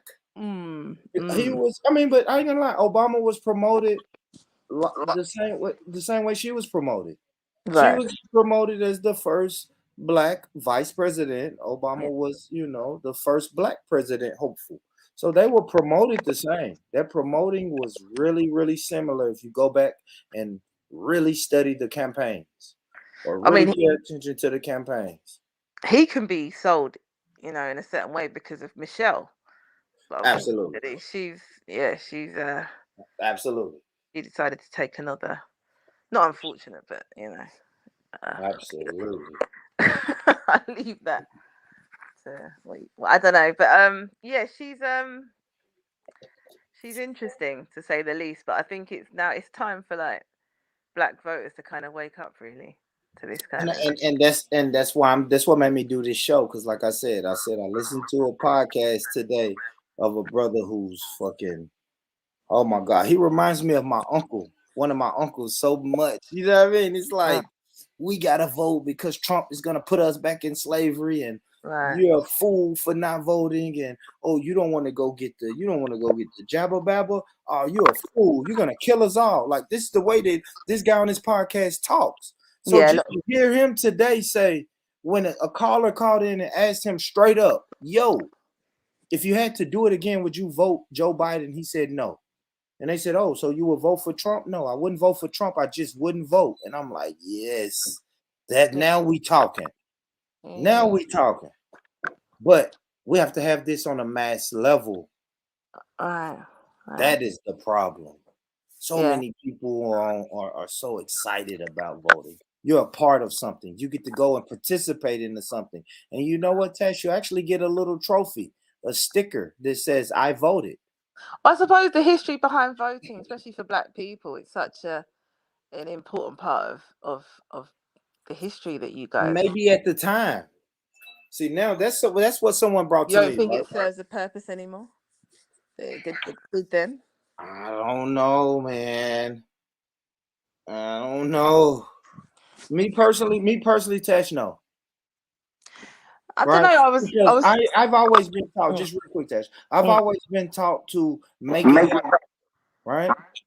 Or it even goes back to this, Tash. You got some type of echo, sis. But sorry, go on. But it even goes back to this though, Tash. It goes back to I know you heard this before, but even your Black mom saying, listen, you're a Black man growing up in this, you got to work twice as hard as the next person to get anywhere in America. So we've heard that, right? Yeah. I think that even so when you tell me something like that, right? That means make it happen. That means you're going to have obstacles that come in your way and you have to navigate around those obstacles, right? So I think people say I vote because I will get less taxes. Right. Me listening to my mom, you're a man that has to work twice as hard. You're a Black boy growing up in America, you have to work twice as hard. So when I hear people are voting for taxes, I'm like, fuck it. The taxes are going to be what they're going to be. I just have to work twice as hard to pay those taxes. No matter what they are. You see what I'm saying? I have that mentality. I don't think that if I vote in this guy and I get a tax break, then life is going to be good. No, I'm still going by the mentality, no matter who's the president, right? Because let me give you this example. When the Democrats lost and Trump won, everybody said, what did Black people have to do? We didn't like his agenda. We didn't like him as a person, but we survived. Yeah. Well, a lot of people say they did well under Trump. A lot of Black Exactly. Black families So it's like I'm good. I leave doing well up to me. Now, of course, do I want a little break here, a little break there? Yeah, but I'm not expecting it. Well, you don't see the changes in the shifts of the governments? I don't, man. I don't, man. This daycare wants $250 a week, no matter who's the president. Right. You see what I'm saying? Yeah. I know that. I know every Monday morning I have to go in here and give this lady $250 for childcare. But in terms of opportunities, would you say that Trump focused more on opportunities for Black people than Obama? I wouldn't say that, but you would have to get somebody who studied Trump's politics, his agenda. I wouldn't say, you know what I mean? I see my brother God of Jacob. Maybe if you could pull up if you wanted to. Yeah, God of Jacob, jump pull up, on, but Stanley. Yeah, I didn't see it. We need to hear from everybody. Yeah, I didn't see it. This is an important subject because it's knowledging up the voters. It's very important that, like, we hear from people that have, got experience in this. Yeah. I mean, for me, I'm in the UK. I've got an issue with our situation here, but it's nothing compared to what. Well, I mean, it kind of is. It kind of is because you said the Conservative and the Labor Party, so we could change that word "labor" to Democrat, right? Those words seem to be interchangeable, right? Yeah, but our whole political structure is so different, and it's really complex. I think for us, it's more Black Peace, you good? I see you, Black Peace. You good? You good? You good? You want it? So, all right, Black Peace want to show the people. I'm good. What's up, man? Yeah, I'm at work though. Yeah, that's right. Black Peace want to show the people, man. Just show the people them locks, man. You funny, man. I just show the people them locks, man. But yeah, I was thinking, I don't know, Tash. So when you say it's completely different, what you mean? No, it's just What are some of the differences that you've noticed? well, we don't have a collective vote. Like, I wouldn't say even though we vote Labour, we still have the new migrants, the black migrants that vote, who, they probably more so vote Tory, to be honest, the Conservative. But yeah, we don't necessarily also vote for like policies or changes within our own community. And it doesn't change from state to state. I think Yes. We change from state to state, and that's why they say that local vote is so important. But I'm yeah. noticing the locals are doing the same thing, Tash. Like, I will do a show, man. Black Peace came on the show, and I told you about this white mayor that did the same shit Hillary Clinton did. And you know what was funny? She ran off the back of Hillary Clinton. Right? So it's like, oh, now we're putting white women in power. So this city that I stayed in was like, look, I know you're tired of these old white men, the good old boys club running Tennessee, right? Or Right. Nashville, more specifically Nashville, Tennessee. I know you're tired of that. So look, this is a new face. It's a white woman. She looks kind of like Hillary. Then she went to the most popular black church in the city, right? The mega church, right, Tash? You know how we have mega churches here. She went to the fucking mega church, did a speech, and then we got the HBCU homecoming, right? You know, that's big over here. Our historical black colleges, when they have their homecoming football games, it's hype. Everybody comes from out of town, it's lit, right? She was walking in the parade. We have a parade every year. I saw her walking in a fucking parade, dancing, stepping, and I'm just looking like, oh, she's using the whole Hillary Clinton playbook. So when we say vote locally, the same corruption is going on locally. It's the same playbook. Yeah. It's the same playbook, man. I don't just don't know. know. I say sit your ass down, man.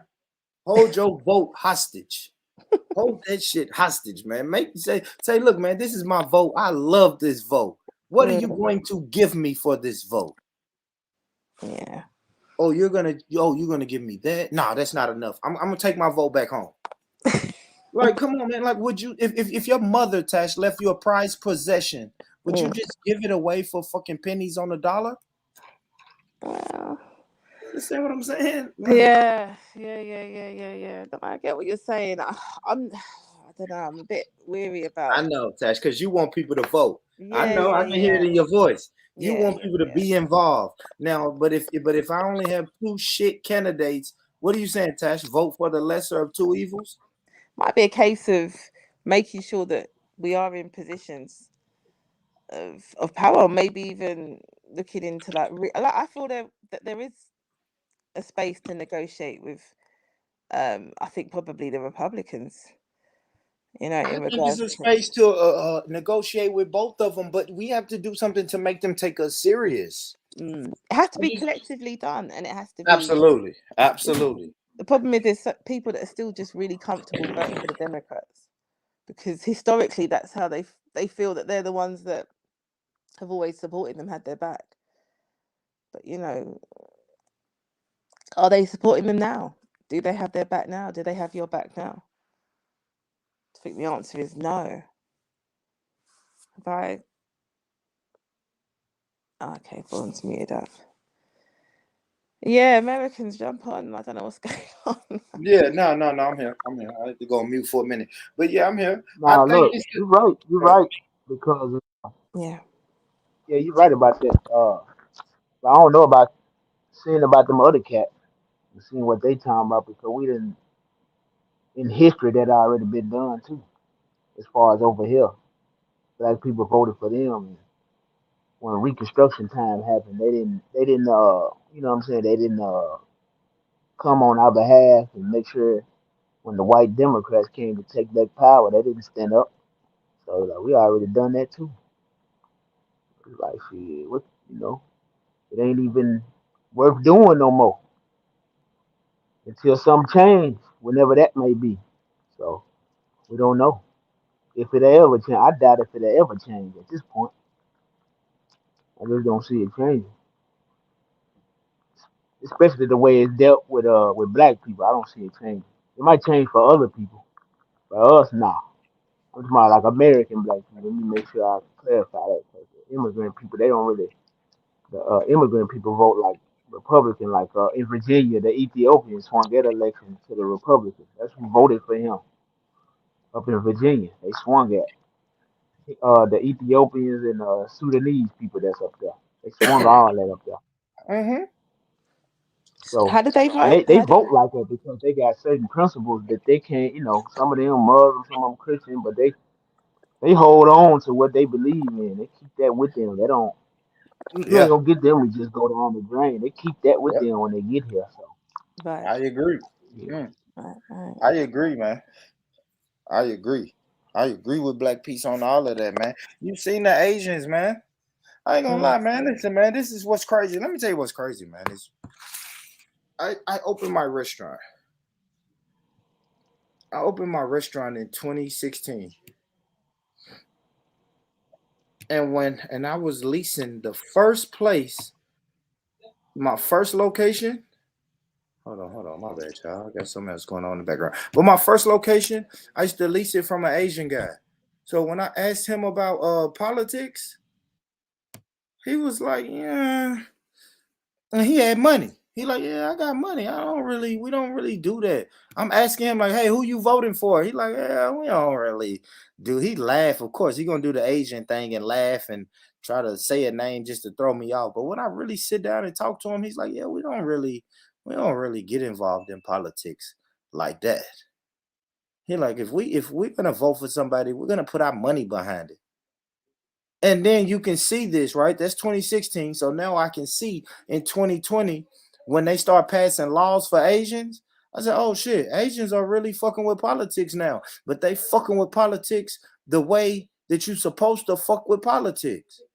They didn't want them people wouldn't just run. Listen, man. They were thinking if I'm going to just run down here and give my vote away with no money or anything behind it, I might as well stay home. And they stay home. But now it's a shift, especially after we seen what Biden did for them. Now Asians know, oh shit, if we vote financially with these people, they will give us stuff. It seems like we're the only group of people who don't even think like that. Salute to you, God of Jacob. What's up, my brother? Chilling. Yes, sir, man. Good to hear you in the building, God of Jacob, man. I had to do a politics show, man. So talk to me, God of Jacob, man. I know you don't agree with sitting at home. So, no, I do agree with sitting at home. If there's not a viable candidate, then you shouldn't vote. But I say go vote for other stuff like propositions and stuff like that. There's a lot of stuff on the ballot that ain't got nothing to do with candidates per se. You get what I'm saying? Has Biden? Okay, yeah, I got you. My bad, God, Jacob. I start reading it. We got to have something in return. You goddamn right, General. Why wouldn't you vote? Why would you go give that away and not expect anything in return? Just to say you participated? I don't get that, man. I don't. And I ain't gonna try to put myself on a pedestal like I ain't never ran out and did some bullshit and didn't get anything in return. But at the age I'm at now, man, I gotta be try to get something in return. For real. Now, God of Jacob, what do you think about the leverage? My leverage campaign that I'm trying to do. Let's stay home, sit out one election. That way we can gain us some some leverage, right? So when that number drops drastically for black voters, then motherfuckers gonna be ready to let us sit at that table and see what's going on with the black sector. Talk to me. Leverage for us in politics, it does. We really don't have no leverage because politics is money. We don't have any lobby groups. We don't have anything that can influence a vote. You get what I'm saying? So we in a tough situation because we have no lobby groups. All these other people have lobby groups. They have money that they can put behind their vote. You get what I'm saying? Yes. Almost pay pay to play. Absolutely. I.e. the Asians, right? I just told the story about Right. my Like I said, that's a Asian great example right there. the Asian tenant. Like when I talked to him in 2016, he was like, "Yeah, we don't really give a fuck about voting." But then in 2021, I see the Asian vote showed up and voted Democrat. Well, 2020 they showed up, voted Democrat, and in 2021 they got a bill passed. Same thing with the Mexicans. I mean, not Mex. Damn, I'm that's my Tennessee showing right there. But here's the thing: they Yeah, bro. they paid to get a bill passed. That's something we Fact. don't do. It's a fact. Everybody think we go to the votes and stuff like this. Really, you're voting to your state delegates. You're really not voting for a candidate. A lot of people don't know how the game goes. You know what I'm saying? So when everybody said that Asian bill came through and they did this, no, they put money behind it and said this is what it's going to be. I believe that. I believe that. We the ones that don't vote economically. We are the one group that don't do that. We think vote is go get a free chicken sandwich at Popeyes.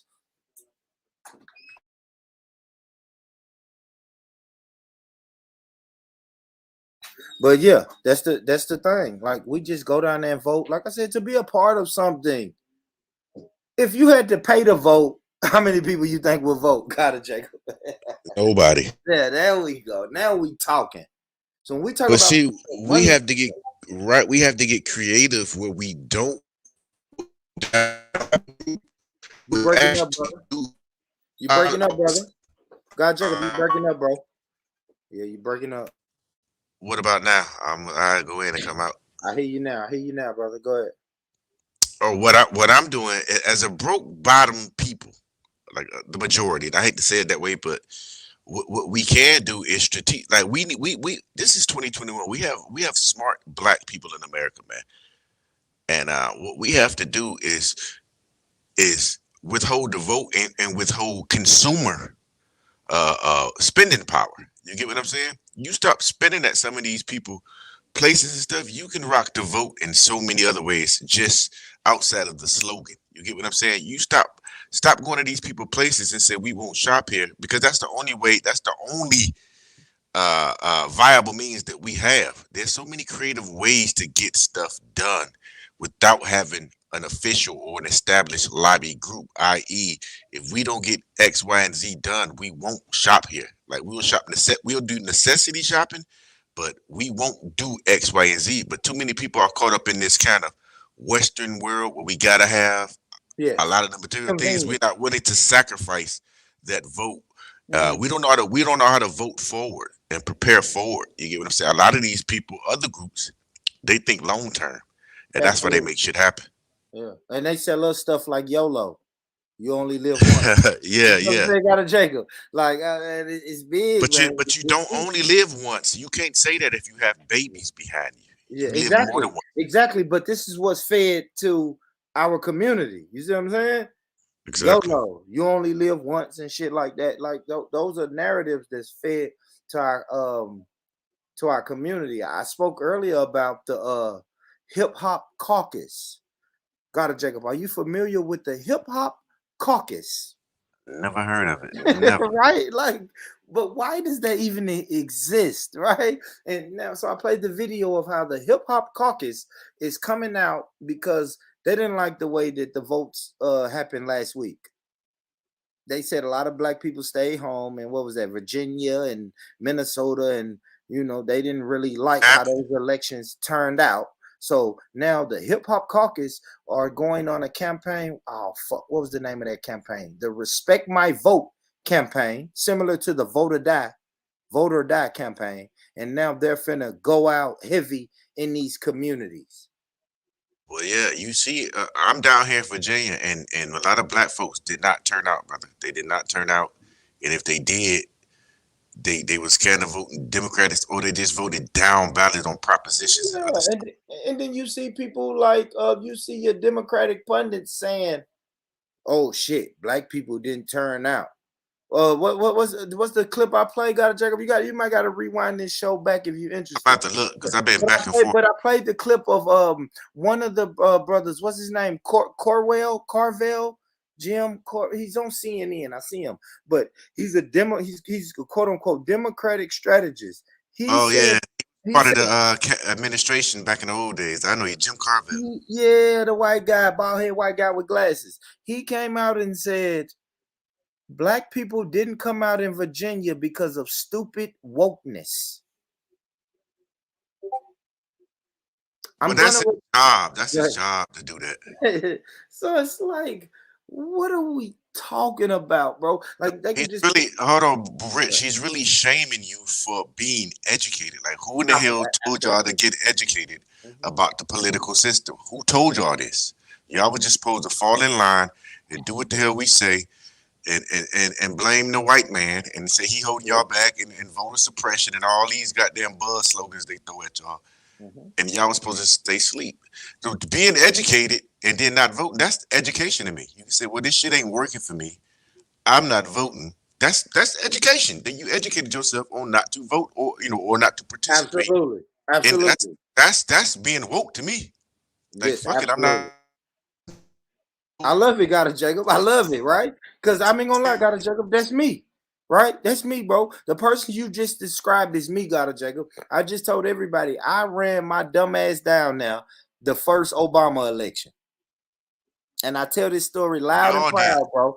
I'm talking about, man, my baby mama told me, come on, we going down here. All my aunties and my mama was still with us, and everybody was happy that Born Rich is going to take his hood ass down there and vote. I was excited. I went down there with my pants sagging, my hat on backwards, Gotta Jacob. I think I had gold teeth. I think I had a grill. I went in there and let them people know, look, I am here for Obama. Give it to me. Pause. But I went down there proud, loud and proud, and voted for that. And like I said, I really started getting into politics and looked back 2 years later and said, oh, I fucked up. But if you'd have knew his work in Chicago, you never would have voted for him. That's what Black Peace told me. Good shit, Gotta Jacob. I was ignorant. So imagine how many people are ignorant, Gotta Jacob. That's always my thing. I always want to speak up for the ignorant voter. Don't vote if you're gonna vote ignorant. I was an ignorant voter, bro. I was the sheep, Gotta Jacob. I was dead serious part of the sheep, man. Mama told me to go down there and vote for him. Big Mama told me to go down there and vote for him. Big Mama didn't know no better. I know. She was coming out of the King camp, all them years, and they didn't know no better. I didn't, man. I didn't, brother. And that's the person you're explaining it. So, like you said, Gotta Jacob, I think we really just said the thing, right? Even though this is confirmation bias, I keep saying I listen to a podcaster that I listen to, and he's always talking about, yeah, we gotta vote. He was talking about we gotta vote to get Trump out. And when people was questioning him on him, he like, man, y'all just fucking stupid. Y'all stupid. We gotta vote Biden just to get Trump out. And today, when he said, if somebody asked him if you had a do-over, would you vote for Biden? He said no. They said that means you would vote for Trump. He said no. I would just sit it out. And it just made me feel good.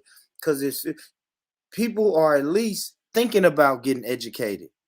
Or if not even thinking about getting educated, Gotta Jacob, people are looking up and saying, oh, this shit don't work.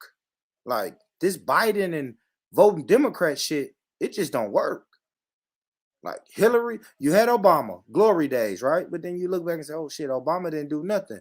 And then Hillary lost. And then Biden wins, but then Biden and Kamala run off and disappear. I think black people are starting to realize, like, hold on, wait, hold on. Now we might need to consider the Republicans. Or maybe we may need to consider just not even showing up. Yeah, or create your own party, but niggas ain't gonna put money into that. That costs money. But I tell you what, this Virginia, the way it went down here, it scared the Democrats. It's scaring them right now because it's a snapshot of the midterm elections that's coming up. They're gonna lose a lot of shit in the House. You get what I'm saying? The midterms is coming up real quick. Yeah, 2022. Right. And Virginia is always the snapshot of what the midterm elections may look like.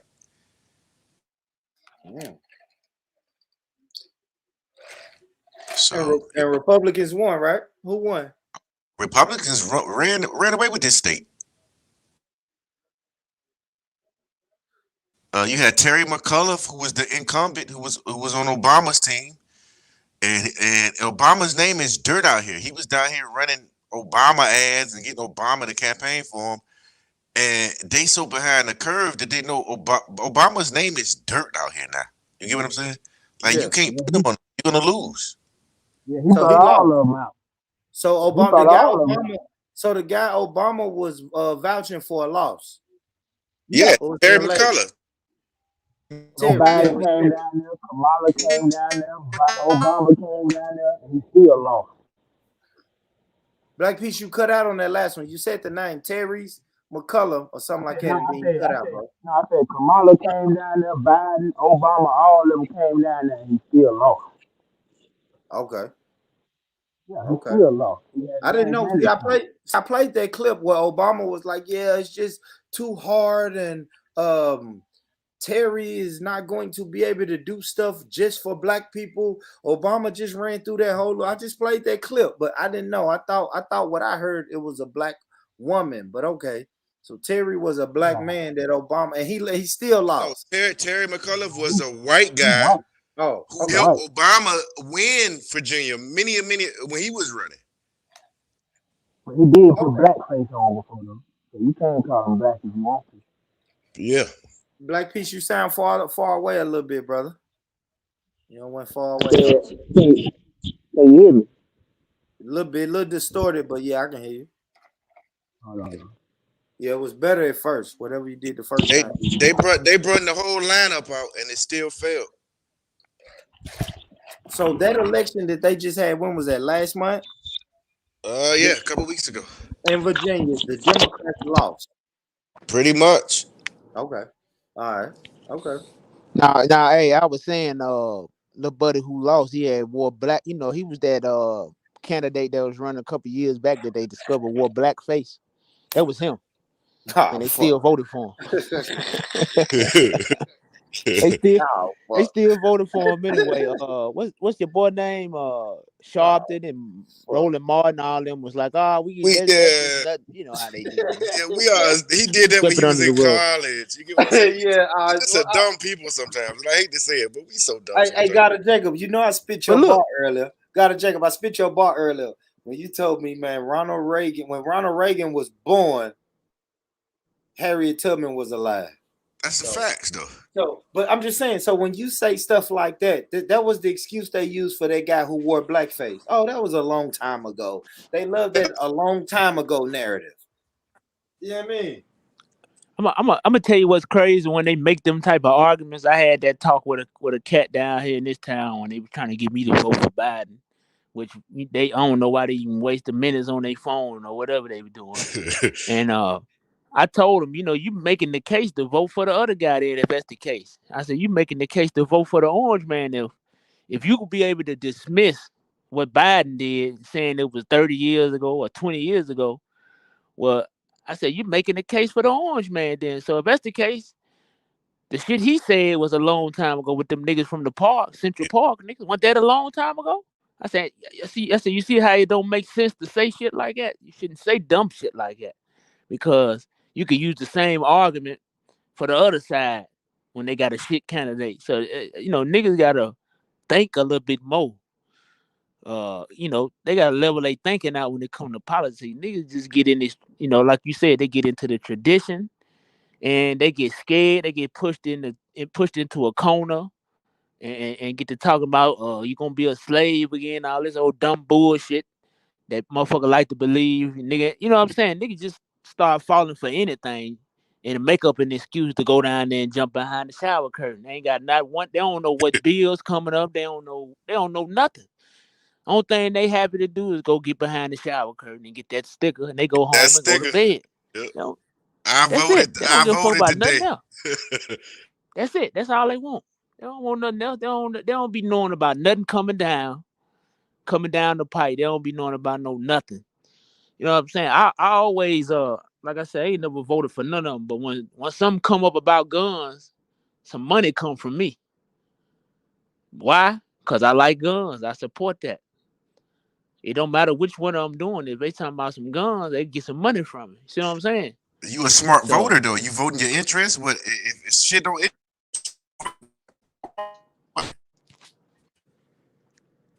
It just it got to be guns for me. I just didn't see nothing that was worth it. Yeah, I always knew from just reading history, if the guns go, especially black people, if the guns go, we gone. Oh yeah, we need them because when this shit jump off, we got that. We gonna need them. Yeah, that's it. That's why I ain't in the Negro that say they're against a gun. I keep them far the fuck away from me. Damn right. I keep them away from me because you suicidal at that point. Because if you say you think about a nigga who will tell you how fucked up this country is and racist, and then tell you he'll vote for gun control. Think about how dumb a nigga like that nigga, is. when the lights go out, this shit get Think real. about that. You gonna wish you had one of them things. Think about what's coming down the pike with all this inflation and all this shit, and all these niggas talking about what they don't want. Oh, I'm just gonna call the police. I can't. No, we don't need these guns. These guns. Oh no, we got all this gun. Ain't no gun violence going on, nigga. It's stupid motherfucker violence. That's what's going on. You know, and these niggas out here voting against their own interest. And that's why every time the dice is rolled, black people lose on the crap table. Keep losing as a whole. You roll the dice, we lose every single goddamn time we roll. Why? Too many niggas just rolling them without even trying to win. They niggas ain't even trying to win nothing. They just want to say they was on the table. Hey, that's what I'm gonna say. Yeah, I was up there at the table shooting dice. That's it. That's I was at the table. I that lost was me over everything, there but in the I corner. was in the game. I was in the game. And look, Yeah, and that then, was me. not only that, Black Peace, they start bragging about the other people who was at the game. They would start bragging on the winners. That nigga took all my money. Hey, that's the sick thing, God of Jacob. We will brag about the winners. We will sit back and say, man, he took, not only did he take my money, he took everybody's money. We'll brag on that guy. Hey, Rich, boy, I always say the education starts with us now. You breaking up, Black Peace. You breaking up. The education starts with us now. And then you start breaking up. It starts with us now. Like Black P's got babies. He gonna teach his kids how to vote smartly. You gonna teach yours how to. You gonna get them off this Democratic gravy train that ain't doing shit. I am. I mean, mine is get them off both of the trains. But I listen to what you say, God of Jacob, and vote interest if we're gonna play that game. Yeah, if we gonna play, I didn't vote nothing when the elections. I didn't vote nothing because there was nothing on the table for me. I didn't even go out at all. Yeah, I have a lot of disdain, and I don't really think the political way is the way to go. But I know my people are gonna go that way with or without me. So be smart. You see what I'm saying? You know what I'm saying? I have to. All you gotta do, Rich, is ask them when they say they voted. Say what is a policy that you voted for the candidate you voted for. I like that. I like that. Don't scrutinize him. Just say what policy that attracted you to him. Besides the two letters, the D and the R. Ask them to explain that candidate, and they ain't gonna be able to tell you. I like that, bro. That's something I'm gonna hold them accountable, bro. You already know how I do. Nah, they'll just bring up Donald Trump. They'll bring up Donald Trump. The default. Or they'll bring answer. They'll bring up something. Yeah. It'll be the they don't got no whataboutism. policy because they didn't check. Yeah, it'll be the whataboutism. They'll start saying, "Hey, well, are you seeing what Donald Trump is doing over here?" And it's like, no, I didn't ask you about Donald Trump. You know what I'm saying? You start getting. Tell you where they confused that though. The same little white people that voted for Obama with them when they voted for Donald Trump. With Trump, me and God of Jacob talk about it all the time. They voted. They went down there because that's what they do. They shift with the wind. Yep. That's what they do. Whoever gonna put them, just like Obama made so many more rich, wealthy white people in the country when he was in office. Donald Trump did the same thing. They go with that. You know what niggas go for? Some goddamn collard greens. Butter biscuits. Come down and vote for a bucket of collard greens we'll give you $100 gift card for your gun. I What get kind to of dumb claim shit is that? another kid on my taxes, shit like that. Come on, man. You know they do that in these little towns. They'll tell you we'll give you a goddamn gift card for Kroger's for a gun. That's a man. I be amazed when I see niggas going down there. Like, nigga, what is you gonna take your real gun down there? You better take a trap Oh, gun, nigga. Like, no, you're right, Black Peace. I didn't know what you meant at first, but that is crazy. Like, I know what you're saying. You're saying like the weapons exchange program. yeah, niggas Yeah, like literally be you doing bring that. your Ain't no way in hell. That's amazing. explain that to the people, Black Peace, that don't know what that is. Nigga, it's some goddamn hope. It's some scam shit, nigga. A $500 gun, they want to give you $100 gift card for. That's some shit where they claim they trying to stop gun violence, which I Yeah. don't know how the hell that's gonna stop it, but that's what they saying. It's just a big ass scam. It's a sham. Black Peace, you know we had something here like that where they said, listen, bring your stolen, broken, or illegal guns down here anonymously, and you can just give them away. Yeah. Yeah, right. No bullshit. No I bullshit. know. I've heard it before, but I wouldn't won't do it. go to jail. Like, you won't go to jail. It was kind You won't of go like, to jail that day. thank you, Black Peace. Thank you. I'm like, what ignorant guy? Oh man, and shout out. I ain't gonna say his name, but shout out to the elder, man, because I did some work with this elder in the community. Good elder, but his building was a place where you could turn it in at. I think I know who you talking about. I sure had a talk with that nigga. You I said what, sure Black called Peace? that nigga on his personal phone. Let me Yeah, I holler don't at you. want to talk. Oh, that hurt that kind of hurt my heart when I looked up the address and said, oh, elder. But yeah, that was a thing. Like, yeah, we're trying to get illegal guns off the street. This is the one day you can come, and I think they had gift cards, like you saying, Black Peace. Come get you a $50 or $100 gift card for your illegal gun, and you won't go to jail. Get You you can't even buy 2 packs of ham for $100. ABC card too. Yeah, you can't even buy 2 packs of ham and a loaf of bread for $100 now. How that Yeah, shit is for in the real. store. Come on, man. Crazy, man. They talking about $100. What they gonna do for you and your kids? $100 gift card. They ain't even got enough respect for you to give you the goddamn money. They give you a gift card. Come on, man. That's real. That's What kind of real. weird Black ass shit is that? You're right. Hey, yo, I'm gonna take y'all off the air, man. I'm gonna listen to y'all in the back, man. All right, guys.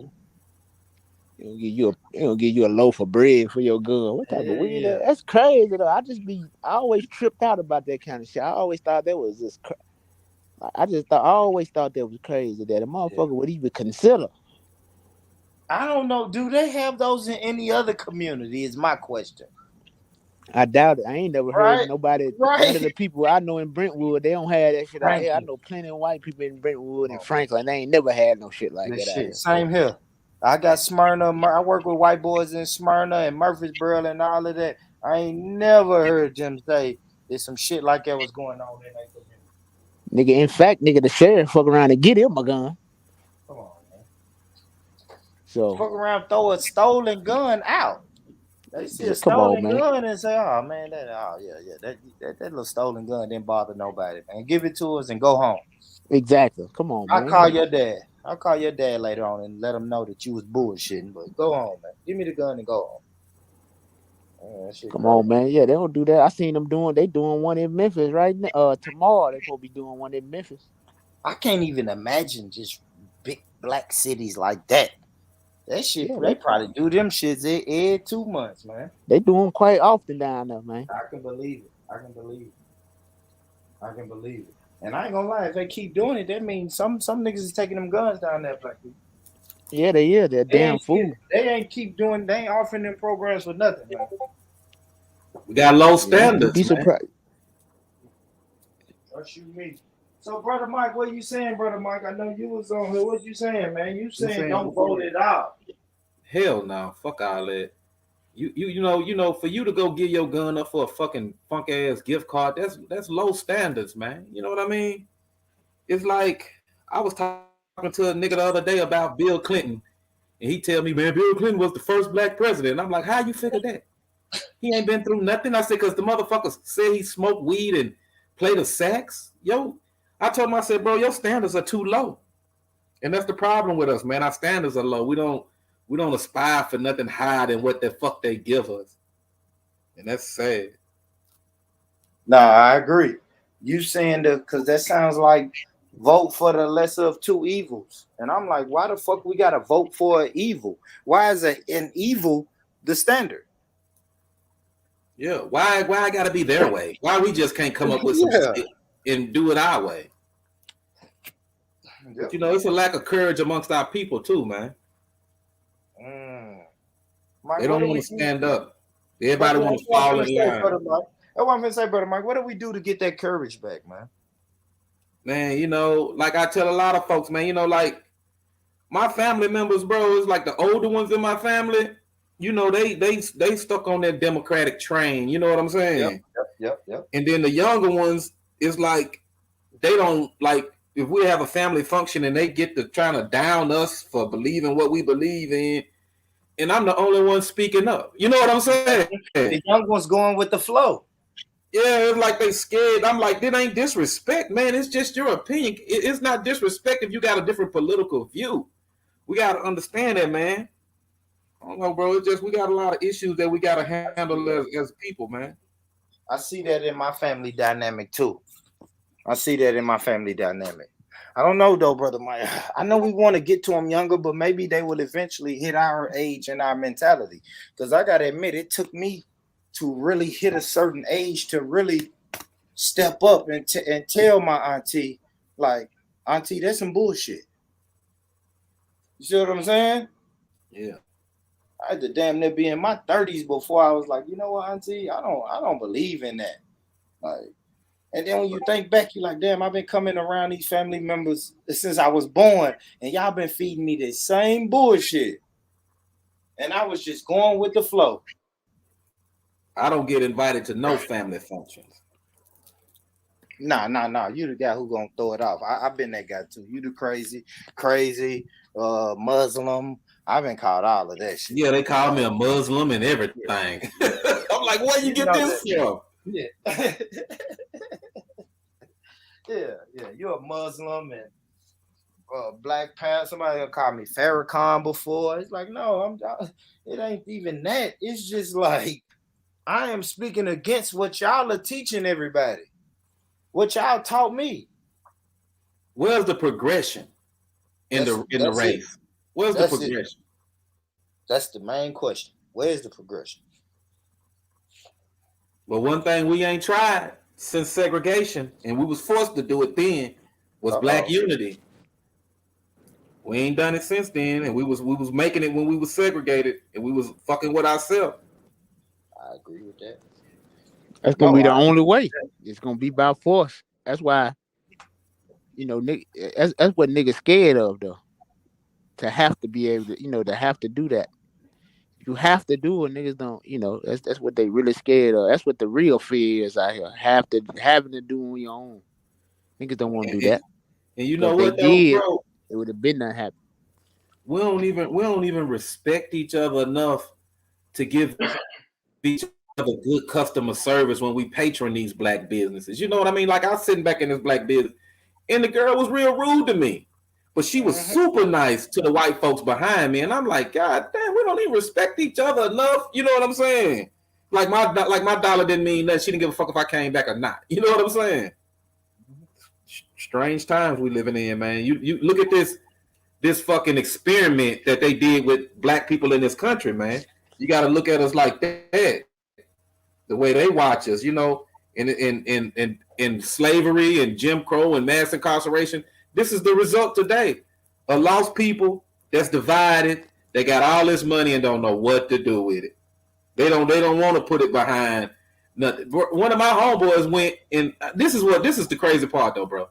I'm trying to figure out when have Arabs, when they've been in charge of our fashion, when they started telling us what's hot and what's not. My homeboy went into one of the Arab stores and told him, like, man, grab me something that look good. This motherfucker come up with an old beat up ass denim suit for $800, and the stupid ass nigga bought it. a jacket and a pair of pants for $800. He told you what was fly. He told him what was fly. I said, man, this is some bullshit. Hey, man, it's fly. Yeah. You ain't lying, man. That shit be funny. I told the nigga, I said, bro, I said, when did the Arabs start telling us how to dress? You know what I mean? And he didn't even think about that. He was like, you right, bro. I said, nigga, you stupid. You know what I mean? You dumb as fuck. I don't understand it, brother. You know what I mean? If I had that business and that motherfucker came in there and I brought him out that $800 outfit, he would have argued me down. Hell yeah. Tried to get it for $6 and some more shit. Man, probably would have talked bad to me. And you know, they look at me like I ain't shit because I don't patron them spots. You know what I mean? It's like, I ain't got nothing against them people. Go ahead and do y'all thing. But you know, if I'm gonna spend this 20, I'm gonna spend it with my own people. I'm not finna go to no foreigner for no motherfucking hot wings or no fried fish sandwich. I'm not finna do it. Yeah, it don't make sense. Yeah, they got these Mexicans, bro, out there. They got these trucks and they selling soul food. And I'm like, how the fucking nigga bring me back a fish sandwich? And I'm like, nigga, this ain't real. Oh, I got it off that truck. Nigga, fuck you. Take this shit back to that truck. Just saying, bro, they creeping in there where I'm not mad at them. I'm just mad that we're not doing the same thing, bro. Nah, you right, bro. All the motherfucker got to do is show some respect and some good customer service, and we'll be back. But when we trying to spend black, but we run each other off. That's why a lot of black people don't spend with black establishment, man, because they run them off. I just got tough skin, and I take a lot because I don't want to fuck with no other group. You see what I'm saying? I respect that, Mike. I respect that.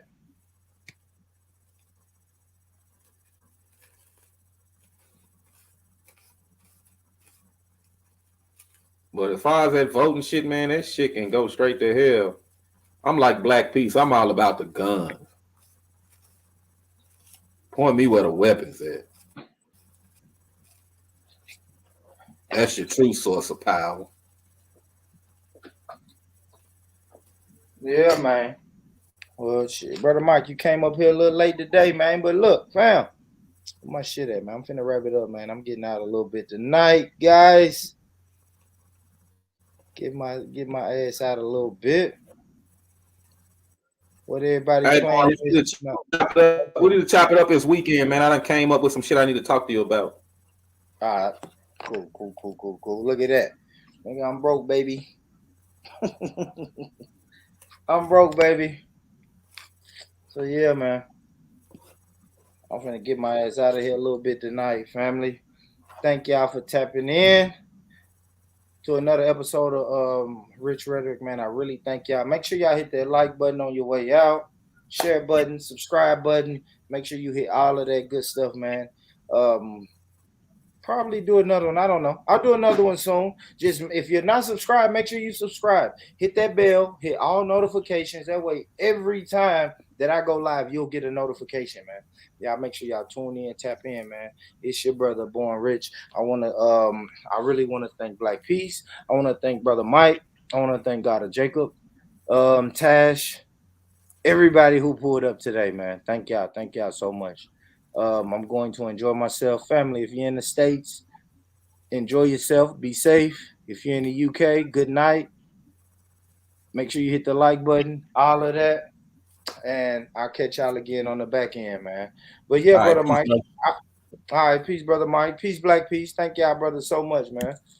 And brother Mike, I definitely hit you up offline, man. And like I said, I showed the people, a little photo of the hoodies. Pre-orders are coming real soon, real soon on that. So, Jane, give me time to put your money where your mouth is, man. Put your money where your mouth is. Support the best group. Black Empowerment starts today. Support that. Even if you're not black and don't want to wear it, get it as a collector's item. Get that shit, man. Man, you can wear that shit and be white. That's it, man. Like we said, man, shipping. We getting shipping dealt with. Shipping gonna be good. We're gonna try to get the best prices for shipping, and we can get them things to the UK. You feel me? Damn shit.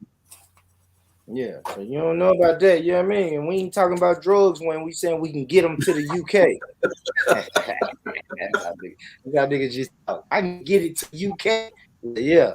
If I get it to the UK, y'all know what it is, man. But thank you, man. Let me get out of here, man. I'm gonna go have some drinks, man, and chill with something soft. Until next time, listen, man. If nobody told you they love you, let me be the first one to say that I love you. I love you. I love you. Peace out, family. I built this shit. Me. Brick by brick. And I'll be damned if I let you tear it down just because you don't like the way another nigga talk.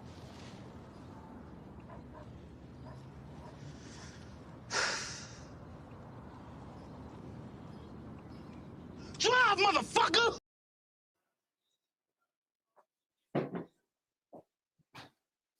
Oh, look at me, and I'm still on here tripping. Peace, family. Peace, peace, peace, peace, peace, peace.